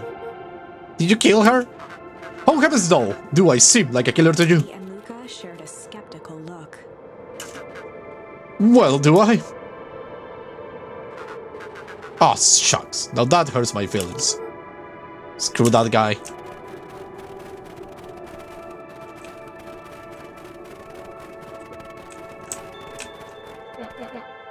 Wait a minute. If this is the original town, then that means... Iggy darted behind a large pine and began digging furiously. He emerged holding a shoebox with a crude skull painted on its lid. Huh. What's that? Long story. So a few years back, I came in the possession of some premium grade fireworks. Not the wimpy firecracker stuff they gave kids. The good stuff. So why did you bury it under a tree? That's the long part of the story. You and Rollo were doing chores at Rollo's chicken coop, and you guys pissed me off for some reason or another. He rolled his eyes with realization. No, you didn't. He stifled a chuckle. Yep. I just wanted to give you guys a little scare. But like I say, there were some primo fireworks. So I might underestimate things. You blew up the chicken coop? I prefer to think of it as an incendiary decoration. Sorry, but you should have seen the look on your faces. Rollo got grounded for months. Which is why I needed to stash the evidence and lay low. So I buried them under the tree. But when I came back for them later, they were gone. I figured some grown-up found them and tossed them He out. triumphantly raised the shoebox. Turns out it was the fireworks that could move. It was us. Unbelievable. Okay, we have explosives. Great. Oh, do you think this is a game? Newsflash, boyo. You are not a hero. You're a little brat who is in way over his head. A hero is just someone who refuses to keep up. Comics these days are rotting children's brains. Everyone thinks they are a spaceman superhero. I was always partial to Hank Atomic myself. Is that so? Do you really think you have a chance against us? You have no idea how powerful we are. Prepare for blast off, loser. Prepare for blast off. Whoa! I think I found the source. Crook? Just like this whole stinky place. Crook! Give it to me. Is there any other place I can go to explore? No. Anything over here? This is equipment for investigation. Should be a place down here, but I can't go. Okay, got it. I'm not going to look at that yet. I need to explore everything. All the charms must be mine if I want to progress. Super villain talk indeed. Okay, let's see. This is the source. The call is coming from here. What the hell is happening? Like, I have an idea, but I'm not sure. To the edge of the hole with bewilderment in their eyes. Arctic air breathed out of the cavern in heaving gusts. Echo! Echo! Echo! Echo! Whoa! I can see why they wanted to move us all out of town now. But why would they dig a giant hole? I think this is it. This is the source? It's a dang hole! How do we smash a hole? Good question. Oh shit. Oh, it's much more than that, my annoying little friend. Care. Where's Rollo? I wasn't lying before, he's safe. Well, safer than you two at least. Rats is cold. You just had to drag me all the way out here, didn't you? Mr. Kerr gazed down the abyss in contemplation. It really is something, isn't it? What did you do to our town? What is all of this? Huh, well, that's a doozy of a question. This is the source, where they collect the unrefined, Kerr scratched the back of his head. Honestly, boys, I don't understand any of this well enough to explain it. Fact of the matter is, I'm not paid to know. What do you mean you don't know? Ain't you in charge? Oh heavens no, my role is merely to flash a winning smile and manage various complications. Complications like us? Oh, you're a smart boy. His face contorted into a saccharine grin. It really is nothing personal. Some people are destined to strive for greatness, and others are simply obstacles along the way. Seems like you were destined to be a creepy lackey. The point is that we all play a part in our part in life. Mine just happens to be a lead in the role of a lifetime. And you happen to be extras, ready for your curtain call. We aren't giving up without a fight. Your smile's not gonna be so waning after we are done with you. Now, boys, there is no need for melodrama. It makes even a professional such as myself embarrassed for you. Let's change the mood a bit. Snapped his fingers. Scene change. There, that's better. Deal with them.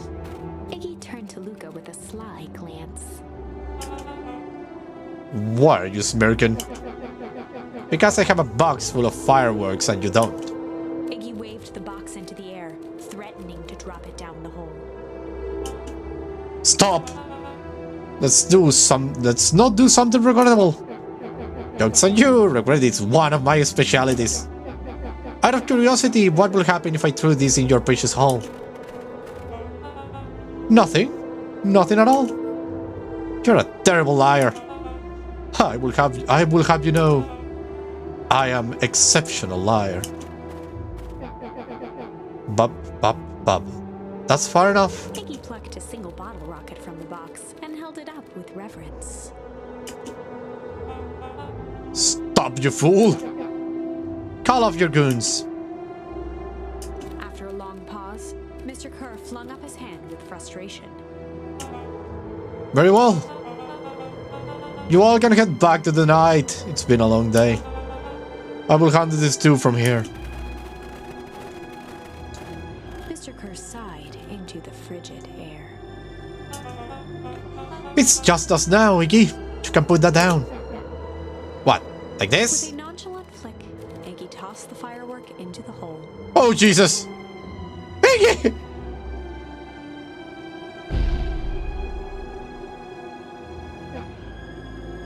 Oh! Wow. With a growl, Kerr leapt at Iggy, crashing through Luca. Oh, yeah! Whoa! Iggy tried to twist away, but in the struggle they both tumbled over the side. Jesus! Dove forward, bracing Iggy's hand just before it slipped. His grip was made precarious by the cold, wet snow. He could see Kerr further down, clinging to Iggy's coat. You reckless child, what have you done? Look, listen to me. Hold on tight and use the walkie-talkie to call them back. How, what channel do I use? It doesn't make a damn difference, they're always listening. If you do that, the clipboards will just haul us up and snag us both. The only way to get out of this, if you're scared, it's out of the picture. Just let us go and save yourself. Oh, if he lets you, we're going to want to die. I don't want to die, but seeing the look on your face almost make it worth it. Mr. Kerr, you got a long life. Why don't you actually do something selfless and just let go? Mr. Kerr gasped with insult. Huh? Long life? I will have you know I can still play 25. You should have heard me sing the part of Phyllis Young. Wild look in his eye, Mr. Kerr began to hum a proud melody. Rum dum dum, rum dum dum dum dum. Oh, can you believe this guy? Huh. Thank you for the charm. Began to cramp. His voice began to crack. Jesus, Kerr, just let go. No can do. If you want to save your friend, you will have to save me too. Look at me. It's okay. Luca felt Iggy loosen his grasp. Oh my God. You aren't going to kill your friend like that, are you? Every muscle in Luca's body burned. It's not him. I'm not his friend. Yes, you are. Nah, I'm just a no good bully. Like you, Kerr. You know, Felt his hand slipping. when I told you what you need to do with bullies, I can't. It's your only way out of this mess. Two birds with one stone. It makes sense for us to fall together. Wackadoos travel in packs. Calm settled over Iggy's face. My God, what is happening? Iggy, you mad dad, indeed. Oh my God. Luca, let me do this. Iggy's voice was colder than the bitter air billowing from the chasm. Let me do the right thing for once. Oh my God, and I have a choice. Luca had no choice but to refuse or accept. Oh my God. Oh Jesus. I don't want to let Iggy die. If I refuse, I'm dead. If I accept, they're dead. I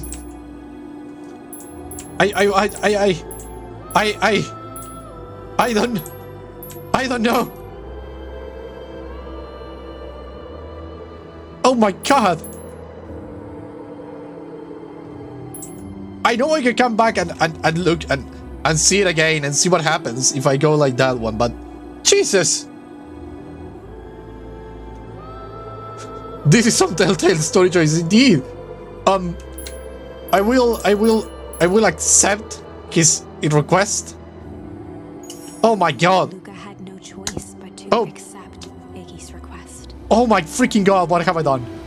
With a quiet blink, Luca watched a teardrop sail down into the howling void. As his fingers slowly gave up, he met eyes with Iggy. Good. Oh my God. The two silhouettes were swallowed by darkness.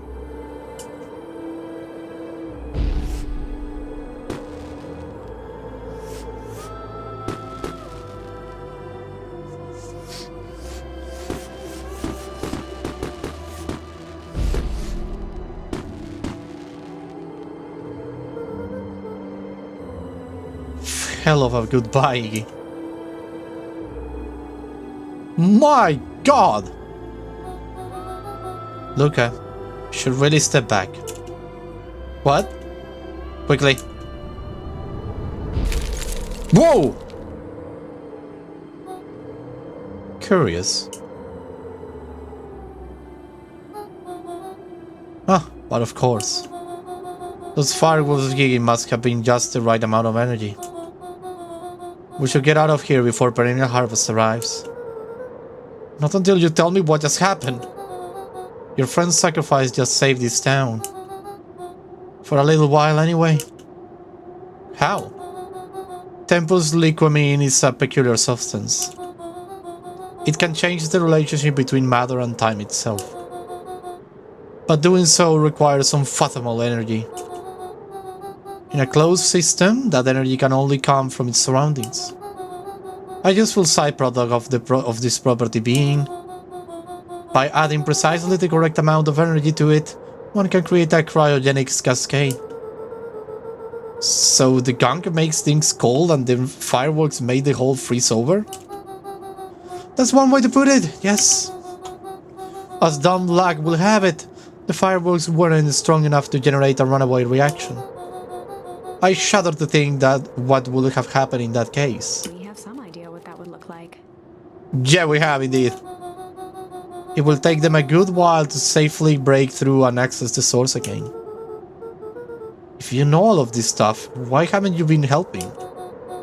I have been, in my way. Is this the narrator? Each one of us has a role to play. Iggy's role, it turns out, was to buy us precious time. Mine has been to observe and wait. Wait for what? You. Me? Why? What's my role? A fierce twinkle flashed in Nat's eyes. Look upon Horn. You're going to save the world. Whoa! With a chuckle, Nat turned and walked west. Dumbfounded, Luca followed behind him, trudging through the snow. Every step taking him further away from everyone and everything he knew, and closer to destiny. What? Continued in Beacon Pines, Pines harder. French served cold. What the fuck? Second time's a charm? Second time's a charm. Wait. 2 charm?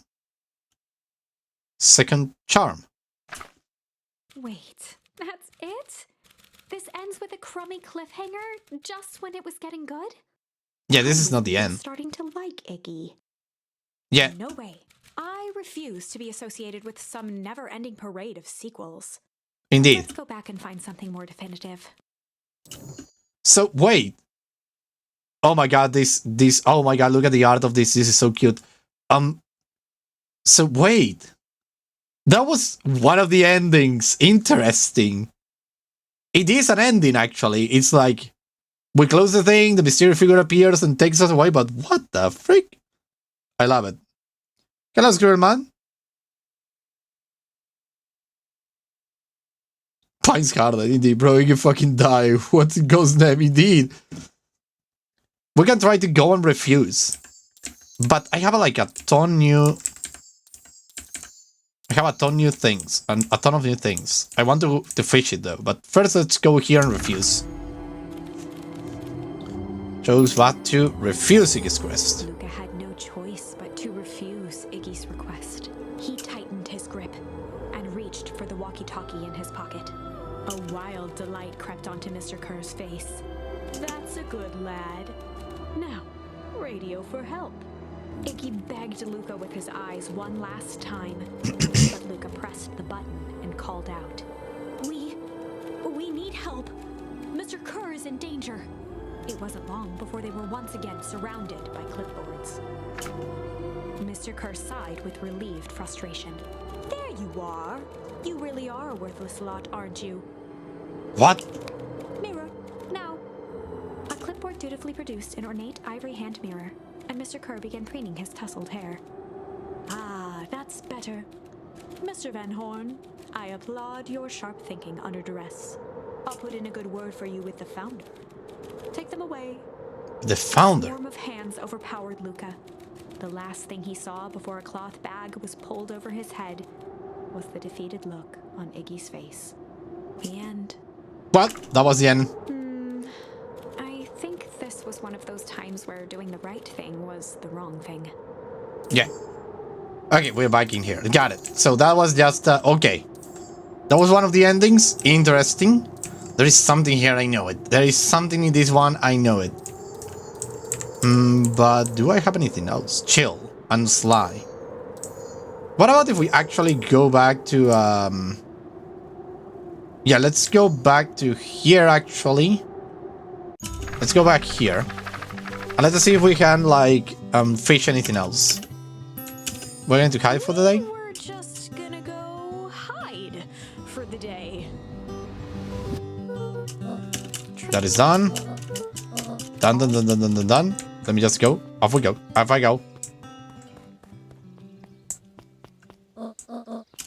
Oh, Luca? Girl, stay out of trouble. Yeah. No way. So we're gonna try to...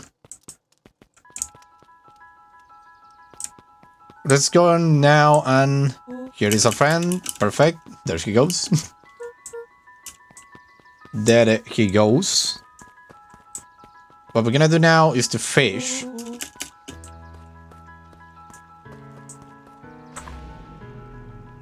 Chapter 2. Welcome. For many, it wasn't over the... Yeah, I know. Yeah, sorry for skipping my lady who narrates. I love you, but I want to go into the fishing pond.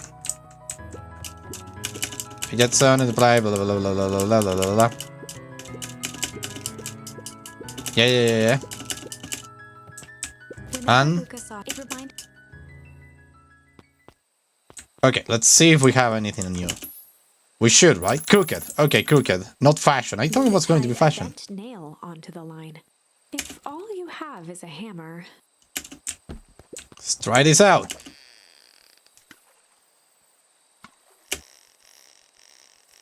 We have one. Stop. Continue, stop. Continue. Aha! What the hell is that? It's a photo of you and Uncle Joseph. Let me see that. Oh, look at those two young fools. How did they end up at the bottom of the pond? Who can say? Some things are just hard to explain. I miss Uncle Joseph. How come he doesn't come fishing with us anymore? He's busy with his new job at Valentine's. What's a new job gonna do with him fishing with us? It's complicated. Like I say, some things are hard to explain. Oh, we have all the fish! Well, that's quite a haul. Feel like a good time to pack up. Oh, just a little bit longer. If things last forever, they might not feel as special, huh? I guess? I will make you a deal, Buckaroo. If you ever feel like you need to talk about anything at all, you just say, let's go fishing, and I will know what you mean. Like a secret password? Yes. Yep. Top secret. Neat.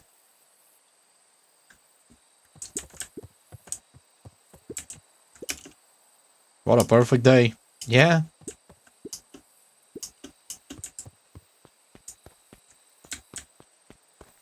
We got them all. Take me to the book of choices.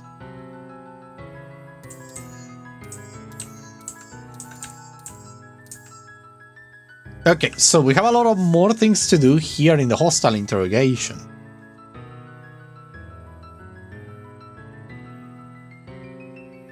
So we're gonna go for chill.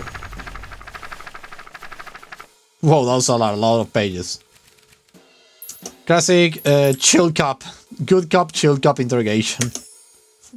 run the classic good cop, chill cop interrogation.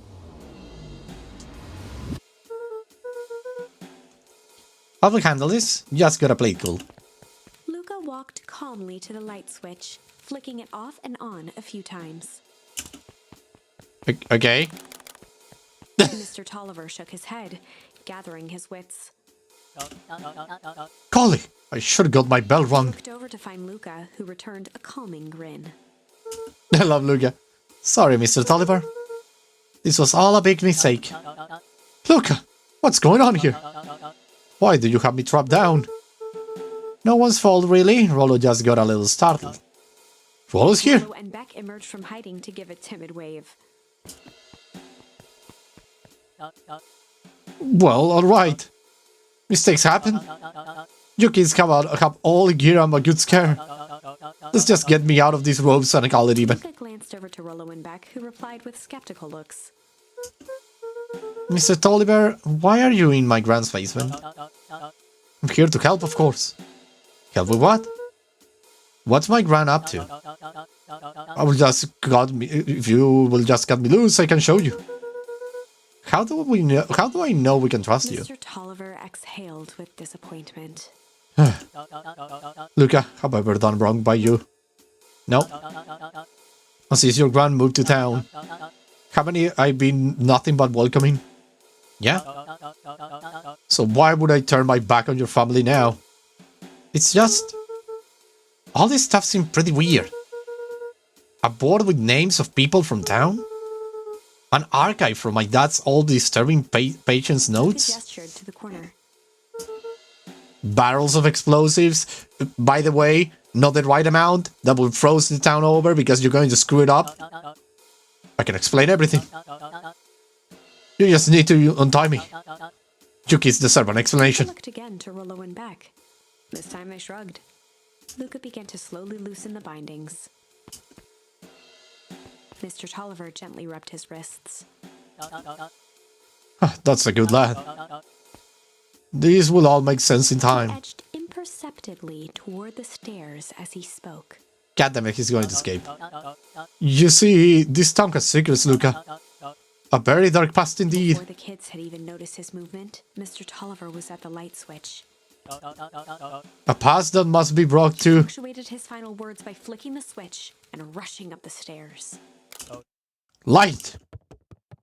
And he's gone. Son of a... Beck darted to the wall and turned back on the lights. He's a cat, you probably can see. Rollo confirmed what they all heard. He just locked us up down here. Mr. Tolliver's muffled voice came from behind the door. I wasn't lying, you know. This is for your own good. You kids just keep right tight down there. I'll let the adults handle They this. looked bewildered at each other. Late hold out. Not now, Beck. They heard the staccato thump of quick steps exiting the house. The kids looked down in resignation. Well, we are here with a lot of jam, This actually. isn't how it goes in Hank Atomic. For some reason, they'd always assumed it was up to them to save their town. Luca opened his mouth, hoping to conjure some magical words to make this right. Only a hollow croak escaped. The end. The end?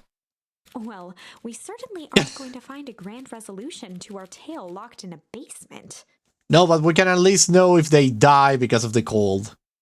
Well, probably if everyone dies of the cold, they will never be able to be let out, so they will die of starvation. Oh my god, what a horrible way to go! Back to the drawing board. But I don't have any more charms. I'm losing charms? Am I missing charms? My god, this ending, it's a whole thing. It was amazing. God damn, what a great ending. We can go for Sly. Good cop, Sly. They'd run the classic good cop, sly cop interrogation. This is gonna be her. Rollo ducked behind a barrel, leaving Beck to her task. Yeah, Beck is the one. With a few crisp snaps, she roused Mr. Tolliver. What? What's going on here? You are that mood-boil girl. Please call me back. Sorry about all this. Tolliver looked down and shifted a bit, testing his restraints. It seems there's been a mix-up. You see, I'm down here for the same reason you are. Juniper sent you here? Caught herself before letting the surprise manifest on her face. She'd already gotten him to reveal his relation to Gran. Huh. This was gonna be easy. You know how Juniper is with her precautions. Operation Sparklock has us all on edge. I guess she thought you needed some backup. But she sent a child. What better way to avoid prying eyes? Who would suspect that kid? I suppose that makes sense. Mr. Tolliver wriggled a bit in his restraints. Oh, I'm so sorry. Beck quickly removed the ropes. That had to be uncomfortable. A little, yeah. But you understand. We never know who to trust in this town. Mr. Tolliver rubbed the growing knot on his forehead. Very true. So, it turns out we are both here Beck too? twirled her hand, as if to prompt Mr. Tolliver to finish her thought. Huh. Destroy the Beck evidence. shook her head and clicked her tongue. Yep, the old gal is nothing if not thorough. Mr. Tolliver let out an amused huff in agreement. She sure is. Can't blame her though. If anyone were to find out that we are going to destroy the source, well, we both know how bad that might be. No one would know anything once I finish cleaning things up down here. Beck was on a roll now, playing Mr. Tolliver like a fiddle. You're sure you can finish this up on your own? Juniper trusts me for a reason. You can leave the rest to me. Good. There is one more loose end I will go work on. Loose end? Oh, it's nothing really. The other day I had the radio on scan while restocking the candy shelf. And wouldn't you know it, I intercepted an old phrase in a perennial harvest transmission. Underground secrets. That's ominous. I think it might be a password, but Juniper dismisses it. Say it wasn't mission critical. What's the password for? We don't know. So we have a password and know where to put it? It's gotta mean something, right? Good thinking. You should probably go work that out. I got this under control. That's a relief. Between you and me, this basement gives me the willies. Heading for the stairs, Mr. Tolliver hesitated and turned to Beck with a puzzled look. Oh? She grinned and gave him a peppy wave. With a shrug, he continued up the stairs, whistling a jaunty tune. That was amazing. You guys catch that? Sure did. This whole time Mr. Tolliver had a candy shelf. But all he ever sold us is apples. Beck blinked slowly in disappointment. Really? The password, Rollo. Oh, well, sure, but once things are back to normal, I will be having a word with Mr. Tolliver about that candy shelf. Fine, in the meantime, I got an idea. She turned to the table and began tearing small scraps of paper. He said he heard a password on the radio. Any good spy transmission is never what it Beck seems. marked each scrap of paper and leaned back. We just need to find the hidden meaning. Okay. What's another word for underground? Buried, covered? Could it be cover up? Maybe it's one of those each letter is a number thingies. So U will be 2, 21. N will be 14. D will be... Oh! It's an anagram. Non-Chris drugstore. Luca and Beck looked at Rollo with amazement. Jesus Christ, Rollo! Rollo, that was incredible. Well, it's either that or Creed's Nutty Drugstore. Rollo, goddammit. Yeah, I think you were right the first time. How did you do that? What can I say? Alloy ciphers. Well, I guess we know where to go next. Investigate non-Creed drugstore. Let's go! We have to have a happy ending. Where nobody dies. Just scared me half to death. Sorry. You kids haven't seen Mr. Tolliver around, haven't you? Nope. He's gotta be waiting around like the last slice of pie. I swear that man will be late to his own funeral. This town is a lie! This whole place is a lie!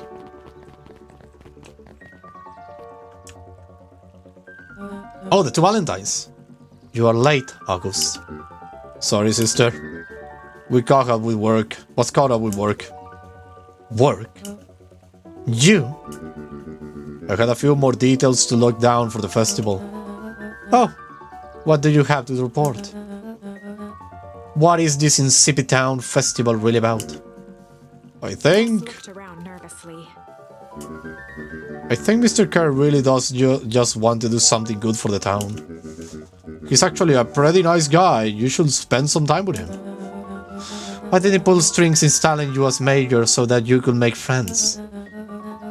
Your job is to help me figure out what Kerr and Perennial Harvest's true intentions are with this town. We have a responsibility. This is our father's town. Was. Excuse me? This was our father's town.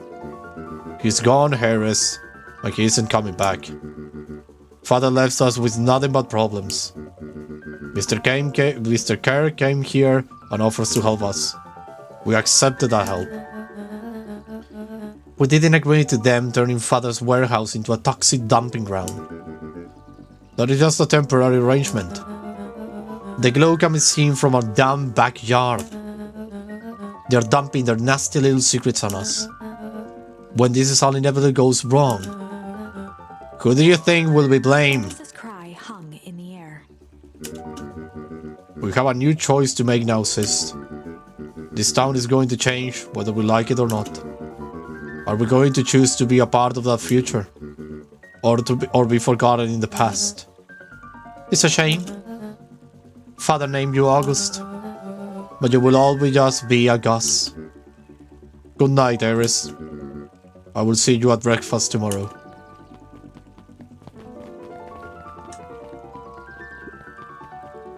It's getting late, children.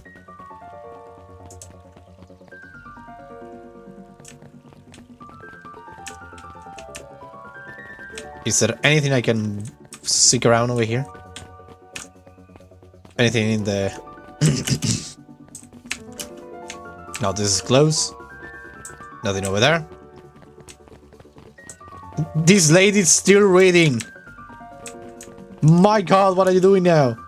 Knowledge, he spat with a sneer.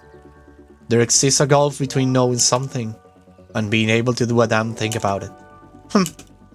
I do hate it when the villain makes a good point. Huh! But we get to non-crits. Okay, we can't go anywhere else except for non-crits. So let us go up. There it is. Solomon stood proudly at the entrance to the drugstore, holding a brown bag overflowing with black licorice. What? Hey, Solomon. We're looking for Mr. Non-Crit. Is he still in there? I'm afraid not. Then where did you get the candy from? You might say we have an arrangement. Solomon shoveled a surprising amount of licorice into his mouth. Sometimes it's the small pleasures in life. Though we might not always have family to rely on. Liquor has never let me down. Licorice. Well, I can't say licorice will be my first choice. But whatever floats your boat. You can tell a lot about a person by their choice of confection. Oh, yeah, I guess. I like sour gobs. I'm certain you do. I just wonder why Mr. Non-Crit keeps liquor in his stock. You must eat enough of it to make it worthwhile. There are many ways to learn loyalty. For some, it's as easy as cold hard cash. And for others, it's liquor. Well, he's right, it's locked. There's gotta be more clues. Okay, let's see. Wait, what are books outside of the bookstore? This freaking telephone ring. Have you ever seen anyone actually use this thing?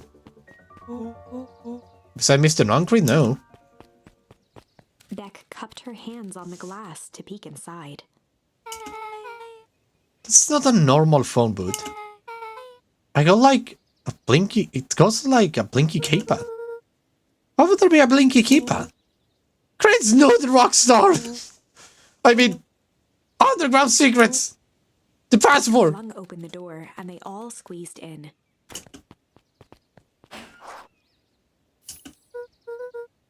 Alright, let's see here. Luca cracked his knuckles and entered the letters into the keypad. Underground secrets. Sounds like that did something. Right, now what? I guess we... Ah! The side of the phone booth dropped loose from its shell. Without even the space to panic, they closed their eyes, held their breath, and accepted their fate. Suddenly, the chaotic descent slowed to an effortless landing. It was unclear where they ended up, but at least it was solid ground. Whoa! What the hell? The air Oh, there is the was breaking one. stagnant and smelled vaguely of chlorine. I knew it. You knew that there was a secret hub full of strange tubes under the phone booth? Of course I did. Didn't I say that? No. I definitely thought of it. Look up, do you remember when I say how cool it would be if the trans-dimensional conduits from Hackatomic Issue 12 were real? Rolo, at one point or another, you have said that about every technology ever discussed in Hackatomic. That's why I'm such a good predictor. It looks like each of these has something written on them. I can move? Okay. What about if we find another charm? This suit has a broken mask. So, have we found our mysterious warehouse creeper? We have at least found their hazmat suit. If it walks like an Creed and talks like an Creed, let's not jump to conclusions. Just saying.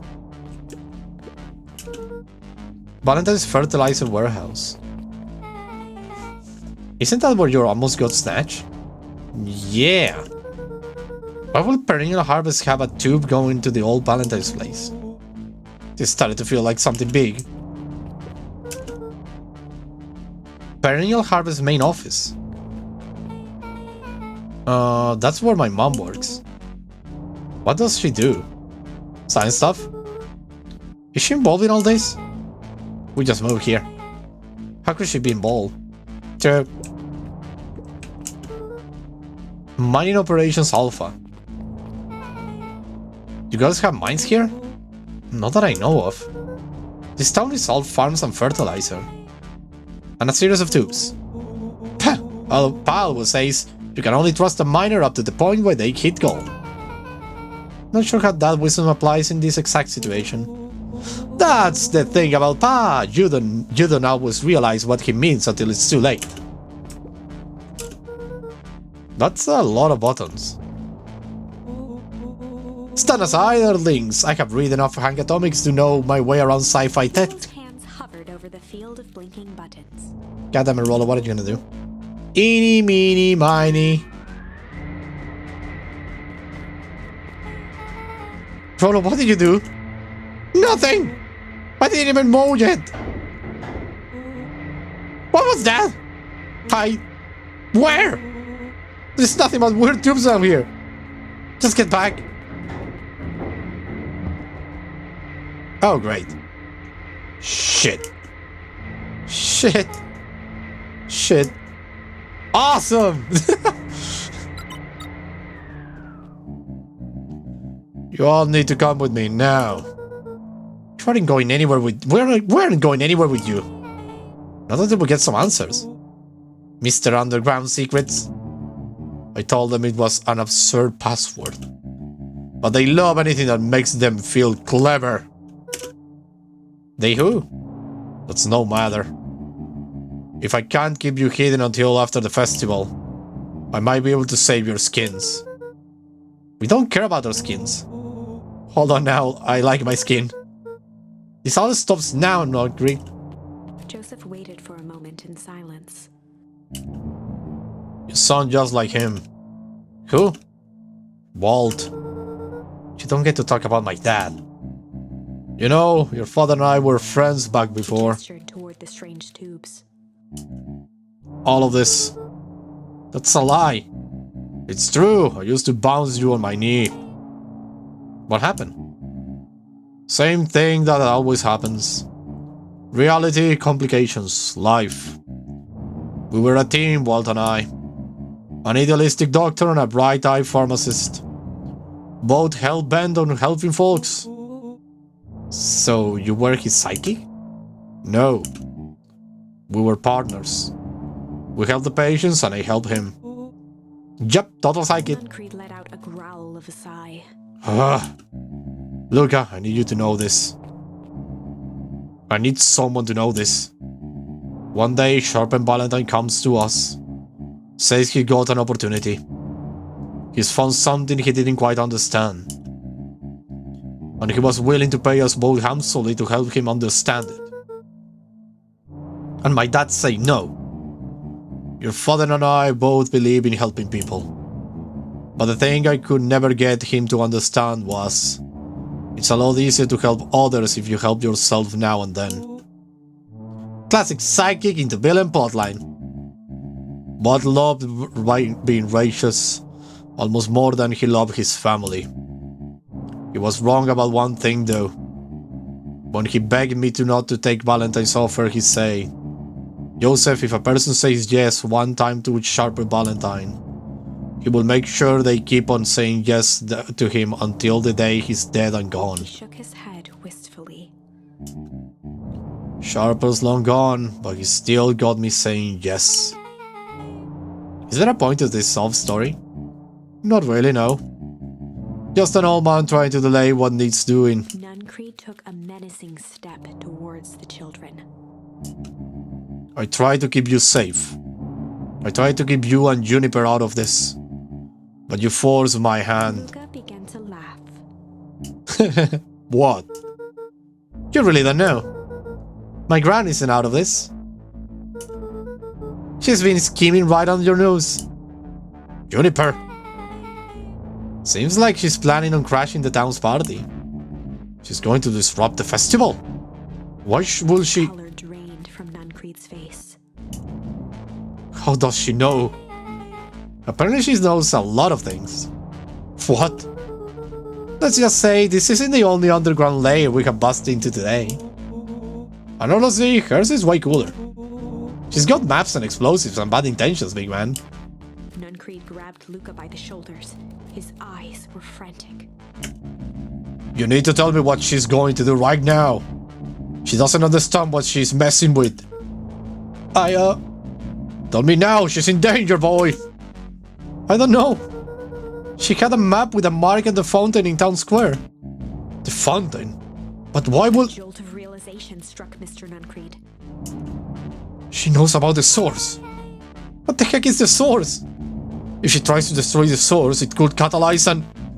Dear God, she's going to freeze us all.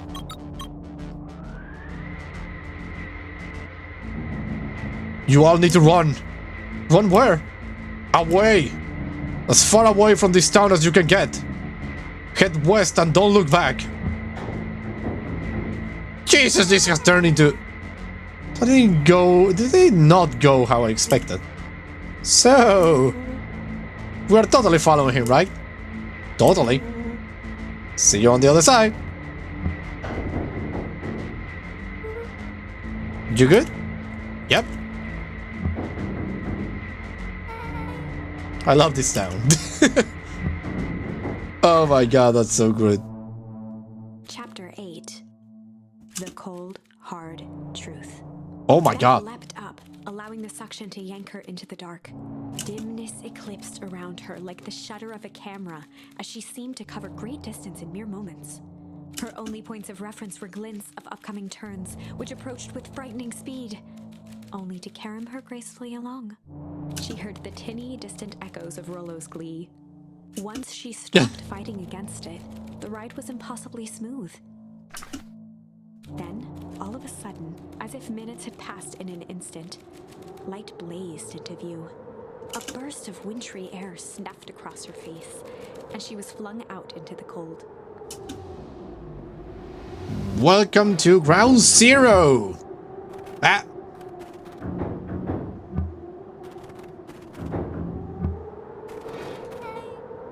That was intense? Yeah. I think I might have parted with some fluids in there. Any idea where we are?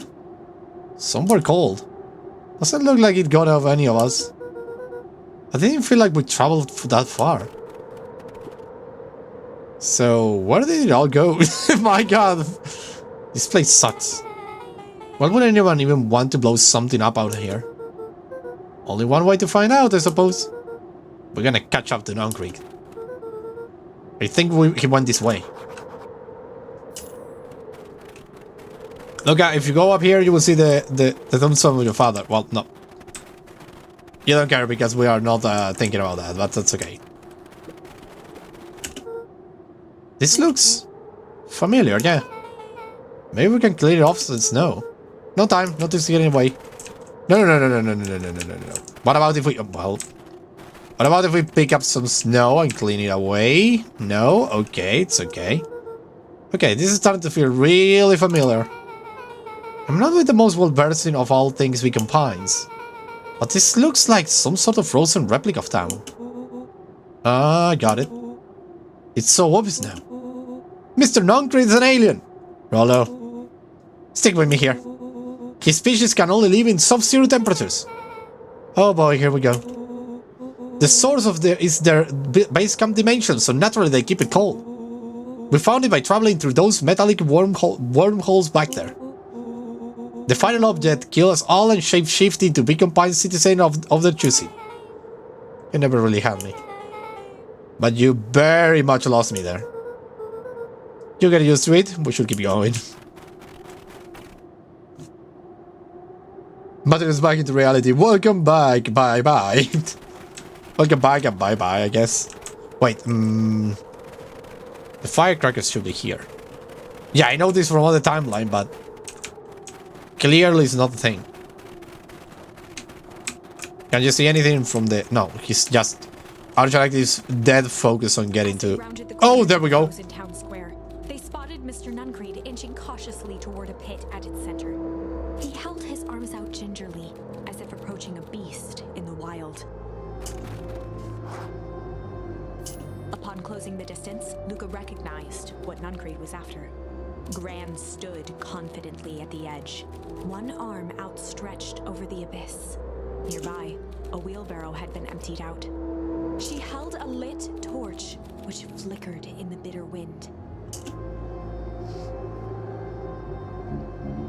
Juniper, I don't know what you think you're doing, but you're sure this is not going to solve anything. If you drop that, you have doomed this whole town. Oh, it wasn't me who doomed this town. I have been watching you, Joseph. I know what you have done. You and your co-conspirators. Gran? What's happening? Look, you and your friends need to leave right this moment. Nuncrete turned back toward the kids, desperation in his eyes. I think this guy is not evil. Listen to your grandma, Luca. This is between me and Juniper. Back held steadfast in awe. Luca approached closer. Mr. Nuncrete spun back toward Gran, his voice growing louder. You got it all wrong, Juniper. Just hand over that torch. You don't understand what you're doing. How could I possibly trust you to do the right thing? What? Walt told me everything. He trusted you and you betrayed that trust. Luca, do you know that this man's entire life is a lie? If it weren't for him, your father might still be alive. Nuncrete winced with anguish. Oh my god. His face hardened. That's not true. Now yelled, not to each other, but at fate itself, making their peace with long-held burdens. The wind howled with encouragement. Walt was like a brother to me. We just had different ideas about how to affect change. Very convenient that your way just happened to lie in your pockets. But that's not fair. The menaced at each other, both catching their breath. Oh my god, this is getting intense. The moment balanced on a knife's edge. Amid a blur of emotions and memories, Luca's mind flooded with questions. The wind calmed, as if to give him the stage. And in the stillness, he began to Hum or weep? Huh? Oh my god. Weep. And in the stillness, he began to weep. It was all just too much. Falling Indeed. to his knees, Luca whimpered softly. He's only 12 years old. Tears crystallized as they hit the snow. Gran stared at Luca for a moment with warm sympathy, remembering why this was all necessary. This will make sense soon, Luca. Then everything can go back to normal. I He promise. stiffened up and brandished the torch at Mr. Nuncreed. You can hide behind those people. You can't hide behind those people any longer, Joseph. Once their precious source is destroyed, we will see where their loyalties fall. Juniper, don't. During his final plea, Gran flung the torch into the deep darkness. Shit. She smiled and exhaled in relief.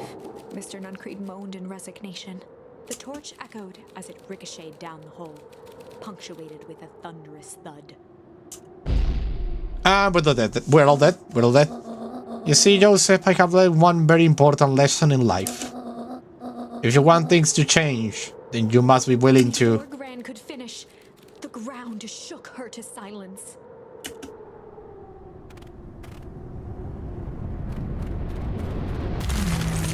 Shit. Well, that was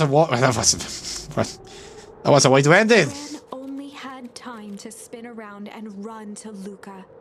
Her attempt to shield him, an honorable but trifling act.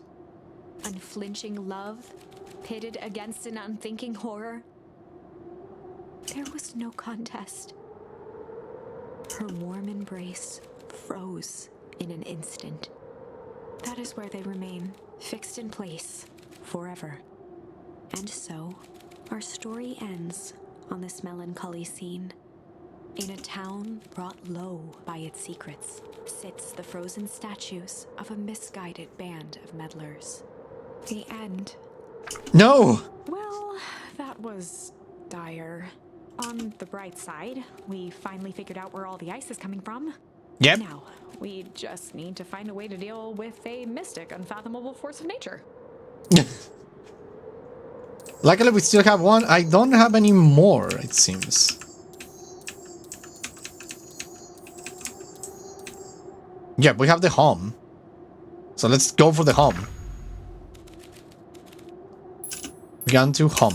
And in the stillness, he began to hum. After the death of his father, Luca had trouble sleeping. Each night, his mother would sit at the foot of his bed and hum a gentle melody. It was the only thing that could calm his mind.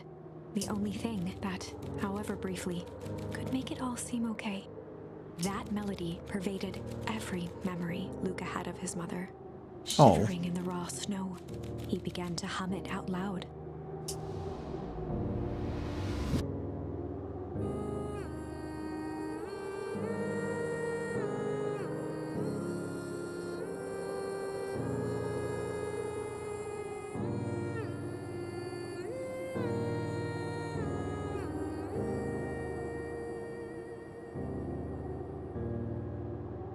Gran lowered the torch, listening closely.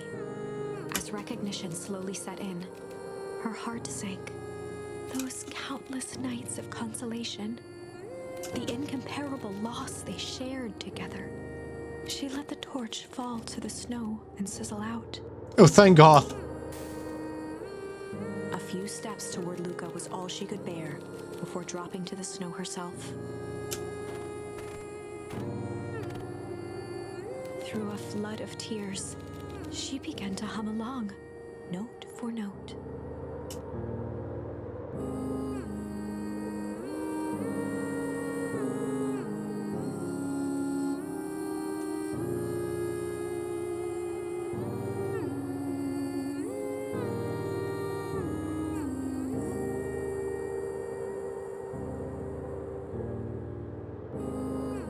Luca lifted his head in astonishment.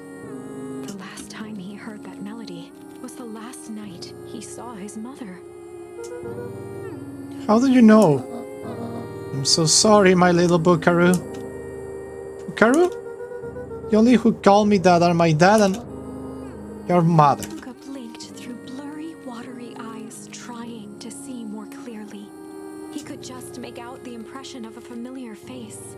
He peered across the snowscape at the woman on her knees. Something about her was undeniably his mother, only smaller, older, changed. Mom?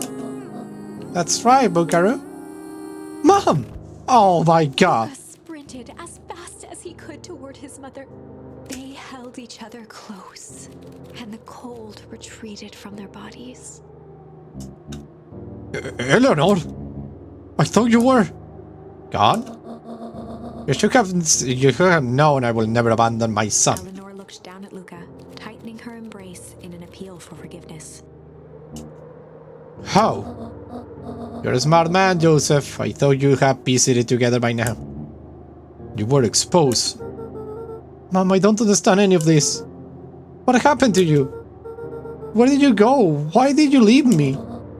I never left you. I was always right here, Luca. Why did you lie to me? It tore me up, Luca, but I did it to keep you safe. I thought that getting answers will help us both move on. But the more I discovered, the more I realized the danger we were in. Until perennial harvest was stopped, it was better if everyone thought I was gone. You could have trusted me. These are bad people, Luca. They won't stop until they get what they want. I don't care who gets hurt in the process. Then, what do? We have to stop them. Joseph slumped into the cold, wet snow. They can't be stopped. This is too big. I tried them at their game. I tried beating them at their own game. I'm done fighting fire with fire. First time in a long time, her voice felt like her own again. No more lies. I see now there is a better way to stop perennial harvest. The cold, hard Luca truth. gazed down at Nuncreed with pity. He looked small. Joseph stared into the snow, as if searching it for answers. Come on, everyone. We got a party to crash.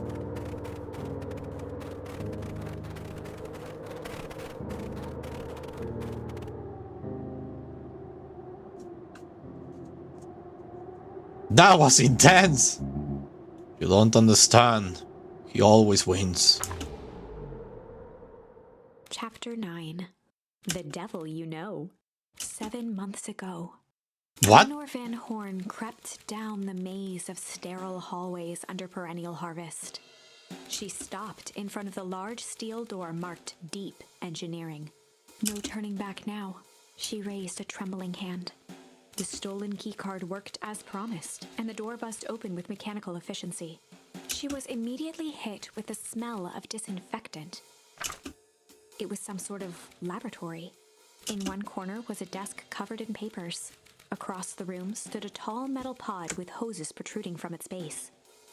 She rushed to the desk and began shifting through the piles of papers. They were experiment reports on something called Tempus Liquamen. There were dozens of them. Every one stamped failed. Eleanor heard the sharp echo of footsteps approaching. She was out of time. Her eyes scanned the room, eventually landing on the strange pod. Muttering a curse under her breath, she dashed over and dove inside. That was 7 months ago. What is going to happen now? And that is what change is all about.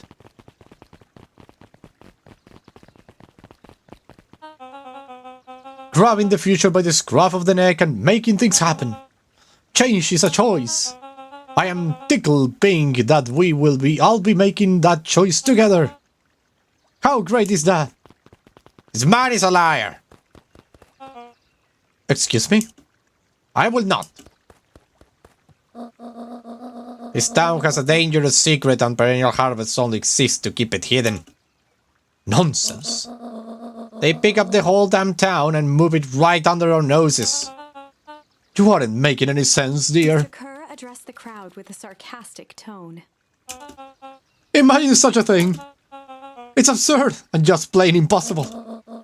They promised they could fix the fall harvest. They told us they would clean this place up. We just had to leave town for a few days. But while they had us evacuated... Miss Hartford, I'm afraid I'm going to have to ask you to... You're afraid of a lot of things, aren't you? You sniveling little worm. This is growing tiresome. A little help, please. Don't you all see? This festival is a sham.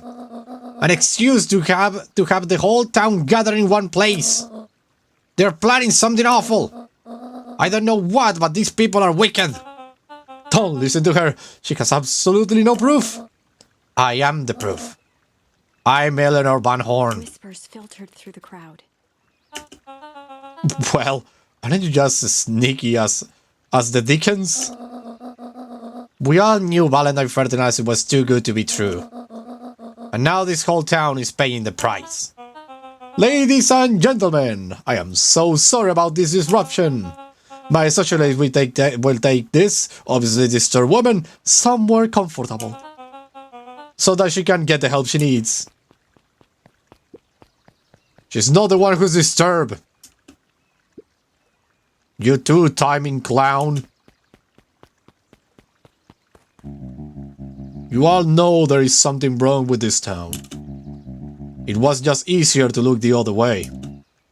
The truth is...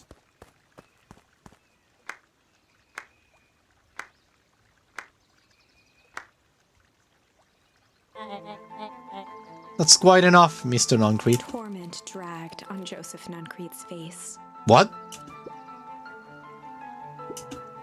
Yes, sir. What? Oh my god! That's not a kid! That's the freaking guy! He's not dead! He's not dead!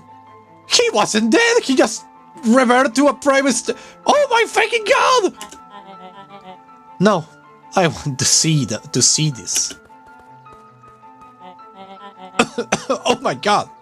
Ah, the ever-tempestuous Eleanor Van Horn. You have been quite a thorn in my side. Like a weed that's burrowing where it doesn't belong.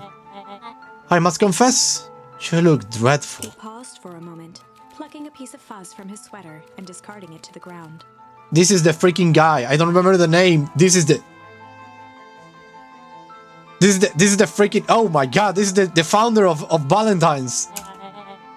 Consider yourself in rare company. You have managed to pull one over on me. It won't happen again. I knew you have some sort of plan to disrupt our little party. But alas, I expect something a bit more impressive than incoherent rambling. No matter, your failures are yours to bear. Mr. Kerr? Yes, sir? It's a shame it was cut short, but I thank you for that rousing oratory. I will take it from here. Yes, sir. Of course, sir. You have done quality work for me, William. You can look forward to the recompense we agreed upon. Kerr gave a bow of deference. Founder, you are most gracious. Gasps rippled through the crowd. Oh my god. Thankfully, we can dispense with the formalities from here on out. Solomon pulled a glass vial from his pocket. In one smooth motion, he downed its contents. A triumphant smile grew across Solomon's lips. You can call me Sharper Valentine. His body and face began to contort and expand as he disappeared into a belching green mist. But isn't he going to like turn into a... A hushed horror gripped the crowd. Jesus! It's him! It is a story about change.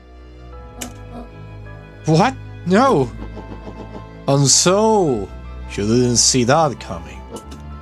Good. Sharper examined his new hands.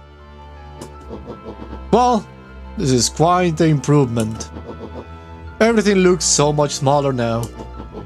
Eleanor was right about one thing. This festival was a rose. I wanted you all to witness my glorious return with your own eyes. Why does everyone look so downtrodden? This is a celebration, people. Maybe it will help if we set the mood. Mr. Kerr, be a dear and reveal the sign. Shit. I believe it was going to be a prank and not something serious. Huh. Wonderful. Sharper choked out a crude squawk of a laugh. Frustrated grumbles sprinkled through the crowd. Sharper, you malicious bastard. Malice? What am I going to do with this? I'm glad you're back so I can tell you to your face. You destroyed this town. We ain't gonna let you get away with this again. Sorry, this is not the time for audience participation. Some assistant, Mr. Kerr? Kerr gave a subtle nod to the clipboards. You coward! Does anyone else have something to contribute? Helpless quiet settled over the crowd. I thought so. Did you all truly believe you could be free of me? A town of complete and utter fools. You people should be celebrating my return. You are clearly lost without me. And that leaves me nicely to my children. Daddy? I give you both the greatest gift a parent can give. The opportunity to prove yourselves in my absence. Squandered. To say I am disappointed will be an understatement. But I... Silence, August. An adult is speaking. I don't know which is worse, a son who is completely hopeless, or a daughter with such potential who inevitably lets me down. Harris, you failed me with admirable consistency. Thankfully, I was counting on it this time. Father, I have been wasting time, my dear. What have you accomplished? I was focused on cementing our legacy. Legacy? Who needs a legacy when you can just live forever? But what about... It's alright, kiddo. I'm afraid you suffer from a complete lack of imagination. There is just no helping it. Now then, where is Joseph? You didn't take the opportunity to sleep off, did you? Ah, there he is. Everyone should give him a hand. None of this would have been possible without Joseph. I think you have said enough. Nonsense, the people deserve to know how helpful and loyal you have been. I only did what I did because he left me no choice. You always had a choice, Joseph. You were simply too weak to take it. No matter, cheer up. You're about to be rich beyond your wildest dreams. You should follow Mr. Kerr's example. When I found him, he was in a sorry state than any of you. An aging actor desperate to recapture his youth. He played his part and soon he will be able to play the leading man again. Forever, in fact, if he remains loyal. That goes for all of you. Well, those who haven't already flirted away my goodwill. Flittered. Pecan Pines is mine again. And I am willing to share the spoils in exchange for absolute loyalty. Are you saying William Kerr was never in charge of Perimental Harvest? Ha! You think that puffed up blatter sky could have accomplished all of this? Down! I suppose it's time for your big exclusive. Sharper addressed the crowd with indignant pride. He'd planned this moment for so long that now, at the deed's fruition, it almost felt frivolous. How are we supposed to... You see, I needed a figurehead to hold things down while I orchestrated my return. Someone to misdirect, lie, and bilk the town for a spell. So I invented William Kerr. Take your bow, you have earned it. Mr. Kerr flourished a preposterously elaborate bow. Patrick C. Montesquieu, thespian extraordinaire, at your service. Founder, I just want to thank you again for this opportunity. It truly was the role of a lifetime. Wait, so this Bill Kerr was a patsy the whole time? Now that your secret is out in the open, what's to stop this town from rising up against you? Oh, that's the delicious part. Fear. Thanks to our clipboards, I know what each and every person in this town fear the most. And I will make those fears manifest for anyone who steps out of line. The choice is simple. Not afraid of you. Ha! The young hero. I have kept a keen eye on you, boy. You and your friends make a habit of disrupting my plans. What a pity. If things would have gone a bit different, you might have had your moment of triumph. But that's fate for you. You can't do this. Oh, but I can. I have won. Never underestimate what a great man can do, given time. And now time is my plaything. Perhaps the most expensive thing I have ever bought. But well worth it. Sharper coughed up one final laugh and cracked his knuckles. Enough chit-chat, let's get to work, shall we? And so, Sharper set about remaking the town in his own image. Oh my The god. fertilizer factory soon reopened for business. Sales rose steadily as more and more farmers across the countryside began to swear by its miraculous properties. Beacon Pines became famous. A secretive town that, for the right price, shared its gifts with all. Jesus! Gifts that became more and more necessary in a world where winters grew longer and longer. Uh-oh. The end. Oh my god. This I is wrong, but Yes! things are becoming clearer now. Well, we have a new You thing. can feel it, right? We can't let Sharper win. He might just be the key to this whole thing. Let's see. We have a new one, we have a new one, we have a new one. Where to use it though? Aha! Molly's over there, huh? You say? But this is the way... Oh my god. Okay, got it. But this is all the time I have for today. This is all the time I have for today. This was a great episode, my god. I know this might be the last one, but we're gonna leave it for tomorrow. Tomorrow we're gonna finish this game. Tomorrow in the morning, we're gonna finish this game. Same hour as now. How much time have I been playing, though? This stream has gone for 3 hours! Jesus! Amazing. I love it. Well.